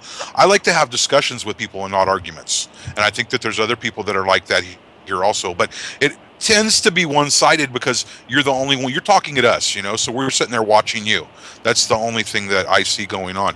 I don't have a problem with it, you know, but I would just, you know, I was just wondering if you would want to change that up and maybe get some answers to why you're feeling low, if it's low testosterone or depression, or if it's mental or if it's physical, or there's somebody, and we have a litigator here, he could probably help you file the paperwork or tell you what you need to get for the, you know, and the different things. People there's a lot of people here that can help you, as many as there is to harm you. You know what I'm saying? There's not too many people on Battlecam that actually. I mean, I'm not saying they don't give any help, but I'm not really here for people to help me per se. I'm just here to socialize. Well, it's not very really socializing, other than you have a chat room scrolling by you while you talk to people for 2-3 hours or 60 hours a week at a time. That's one-sidedness. Yeah, Deep down inside, what I would like to see is you know, reflection back from you, bouncing things off of, you know, instead of you reading the chat and seeing something you don't like, Scott. And then, I mean, you've kicked me from the room, and I just basically shut up now now I don't even make comments or say anything. I'll pop in and just watch the chat. I was just wondering if it could go back and forth. But again, I'm not going to tell you how to live your life or what to change or anything like that. You need to decide for yourself, because at the end of it, you're the one that's going to be responsible for your actions, as you know that, and everything basically. And I kind of feel guilty because is it wrong for me to watch you go through all this and get trolled? Is it worse that I'm watching you, or is it worse that you're letting it happen to yourself? I struggle with that myself, watching a lot of things on Battlecam. I got a heart for you, dude. You've been through a lot of shit here. Scott, the disconnect is at some point we hear you saying that you have these issues and we all want to see you get better, but then we see you taking actions that don't seem consistent with that. So either we try to call you to the carpet, maybe to get you upset, because maybe by getting you upset is the only way that you'll do something different, or we just realize that you don't really want to get better, you just want the attention. And that's fine too. But at some point, there's a breakdown in consistency of, where you are. I'm too tired to get help because I'm too tired, or I can't get better because I'm too tired. Well, but then you do things that are inconsistent with that. And that's where, I think all of us, maybe there's some exceptions of the people who are sending you shit or doxing you or whatever, but I would assume that the majority of the people that are coming into your room have some compassion as well. And either one, they want to see you get better, or they just assume you don't want to get better, and then it's just a troll for all. Mm-hmm. That's real talk, Scott. Yeah, but the bottom line is, unless you live in somebody's mind and body, you really don't have a clue. No, you could have a clue. I don't need to have $1 million to know how to count to 1 million. It's like I had commented on that earlier, is that you presume that a lot of people haven't been in situations or can understand where you're coming from. Right. And it's just not the case. There's 300 million people in the United States alone. And there's probably a good strong, on every given day, 1,000 people that pop on and off of Battlecam a week. And people have been through a lot more than you've been through, Scott, and come out the other end. There's not that many people that come through my channel that are... Well, I'm just saying, do you know my life story and how, and I've explained to Toxic knows a lot about what I've gone through, and I know there's quite a few other people that come in here that have struggled with things in their lives too, and could probably give you advice and help you out. But by saying to us, you just don't understand, you don't get it, you don't know, and on and on and on, it's I'm just trying to explain to you that there are people that are intelligent enough to know what you're going through and possibly give you advice, or at least understand what you're talking about. All right, and Loukiboy, do you have anything you want to say to Scott77 in closing? Oh, I just want to thank you, Scott, for doing this tonight. I'm hoping you can take a few minutes a day, just like pick the right priorities, get your shit sorted out. I think you're a lot closer to getting your life sorted out than you realize. But I don't know, you've been through a lot with the accident, so get some rest. But thanks for doing this. It was fun, and I'm impressed that you lasted the whole time, even a little bit more. So, well, it's a better format than the Dave Live Show. Dave Live Show is just random trolling, uncontrolled random talking and trolling. People screamed at you on the Dave Live Show. I've seen that, man, and you should have popped off quicker than you did, anyways. I like to pride myself in the format. I think I got that handled. It's just people just talk over each other. It's just random. It's nothing but a troll and laughing at the person being trolled, and there's no seriousness to it. It's just tear the person up and make fun of them, and the more you destroy them, the funner it is. That's all the Dave Live Show is. Scott, are we friends? You're not going to ban me permanently again tomorrow? We've never been friends, Luke. Okay, well, whatever you call it. Are you going to ban me tomorrow? Or are we okay? Everything's pretty much the same as it's always been. Alright, it's okay. Don't you think you could bury the hatchet with them right here live on the show in front of everybody? Look, we got everybody in the room right now. We got 129 people hanging out, watching this epic Battlecam moment. Will Scott77 bury the hatchet with Loukiboy? I'm kind of curious, and maybe you can ask him at the end of this, Toxic, if what Scott actually got out of this whole thing this evening. Sure. So what do you say, Scott? Loukiboy is extending the hand of friendship. Do you accept it or do you deny it? I just don't care for Lukey or his judgment or his attitude or his opinions, and I don't agree with what he says, and there's no way that we could ever be friends. But do you think this could be a blank slate? Like this could be day one? Like this could just start over? You know, I mean, I think he's been pretty respectful on this show. I mean, you had people like Mad Cow come in here that were just totally disrespectful. Dustin Beavers, who only wanted to come in here to troll. But Loukiboy has pretty much been on the level. I mean, yeah, he's asked some hard-hitting, hardcore questions, but it's kind of remained pure in heart. You know what I'm saying? So I think this should be a good opportunity for you to clean the slate with Loukiboy and just move forward. No, because I have to judge him by the way he's been in the past, not how he's on display where people can actually see him, because he's actually shown his voice for one time in his life. What have I done? You know, he's actually shown his voice, so he's put on a different persona, just like a person puts on a coat or a jacket. You know, you can't come in on one show, put on a coat or a jacket to look nice in front of everybody, and then go back to the way that I know him, but who he really is. It doesn't work. What is the way you know me? I've been acting exactly the same way I have all along. I've been telling you actually exactly the same things I've said in your chat room. It's just that you couldn't ban me. No, you act crazy. You act absolutely crazy in my chat room. So you don't want to be friends? No. Okay, will you keep me unbanned at least for a little while, or are you banning me tomorrow? No, I said things are the same. I'm not going to ban you. Things are the same as they've always been. Okay, well I guess that's a start. I'm a trustometer. If you had a trustometer like ODP, where would I be between 1 and 10?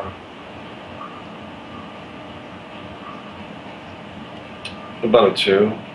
2. That's actually better the way I am with ODP sometimes. All right, thanks Scotty, and thanks guys for this. Yeah, thank you so much for calling in, man. Thank you. Dania Borden just called in. Do you have anything you want to ask Scott or something real quick in closing? I mean, because we really don't have that much time left. And who's E-Man Marie? I guess. My agent. What do I want him on the call for? Because he's awesome. Fuck that. Do you have any questions for Scott77, or is this one of your shows that you want to come on here and try to piggyback off my views, bitch? Are you fucking kidding me? No, I actually... Okay, you mad? Alright. Who was that? I don't even know It's who that Dania was. Borden, don't worry about her. Alright, so, Priceless, do you want to kick us off, man? I mean, Scott, what do you think, I mean, do you feel like you've come out of this stronger? You know, what have you taken from this interview, talking to us and to, like, everybody from the chat room and everybody who's been watching for all these years, kind of critiquing your life, and now you get the chance to talk back. What do you get from this? What have you gotten?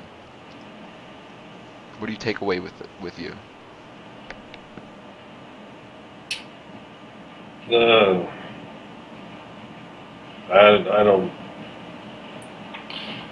What do I take? I don't really take anything away from this. I just shared my life another day on Battlecam like I always have. It's no different than any other day. I mean, it's just another day, basically. Was the show as bad as you thought it was going to be, as far as like the interview and stuff and how it went? No, I've seen your shows, seen Toxic shows before. It looked like a far better format than Dave Live, so it went pretty much the way I expected it would go. I don't care much for Dave I just want you to know. I want you to know that I thought it was awesome that you hung in there and you didn't rage quit. And You should cam you were up, Price. honest with What us. happened to your And, camera? oh, hang on.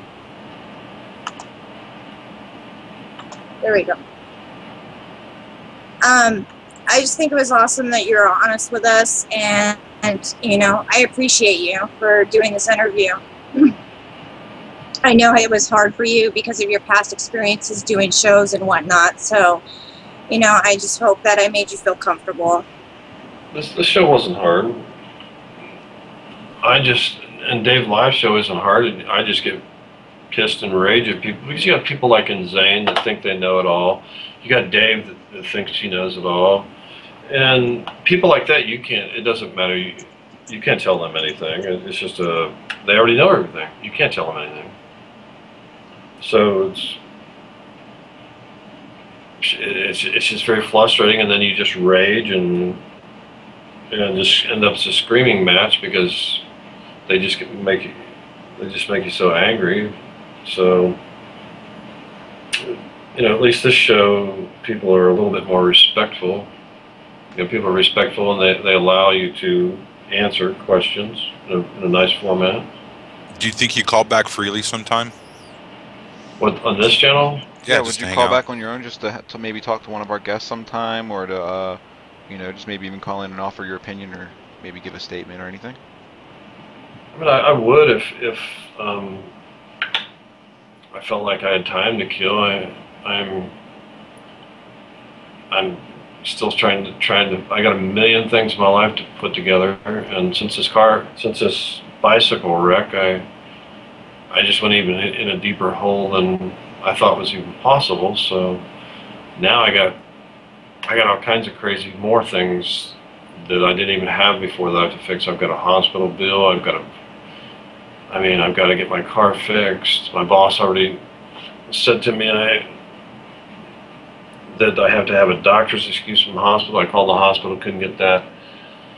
And then now I had enough money to file bankruptcy. Now I got to use it for my car. So, you know, it's just, I'm like, this is going to like put me back like 2 or 3 weeks just to start over. And when I start over, I'm going to be in a far worse position than I was before. So it's, I don't know, it's pretty discouraging. It's pretty, because I was so close to at least getting something, you know, out of this rut, you know, where I'm not moving forward in my life.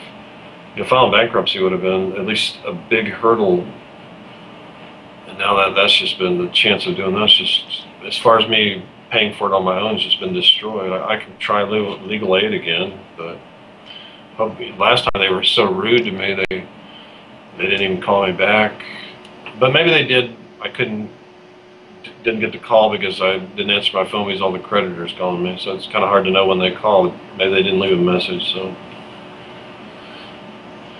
Well, hey Scott, you know, check your inbox in the next day or so. Let me try to get at you and look at that. My girlfriend's a lawyer, and let me see what she says, dude. And if you could file paperwork for a couple $100 or something on your own, I know you can do something like that. So just take a look at that.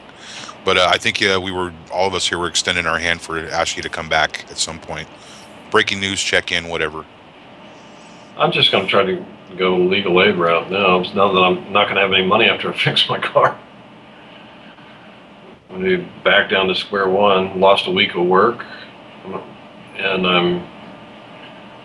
I don't know, maybe I can fix my car myself, I don't know. But with kind of a hand like this and my shoulder, I almost dislocated my shoulder on the bike wreck. And what's wrong with the car?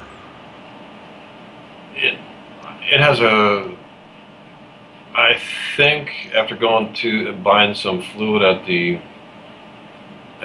car parts place, I think it's a slave cylinder leak, I think. In your clutch. Yeah. Alright guys, thank you so much Scott for joining us for this episode of Real Talk. Priceless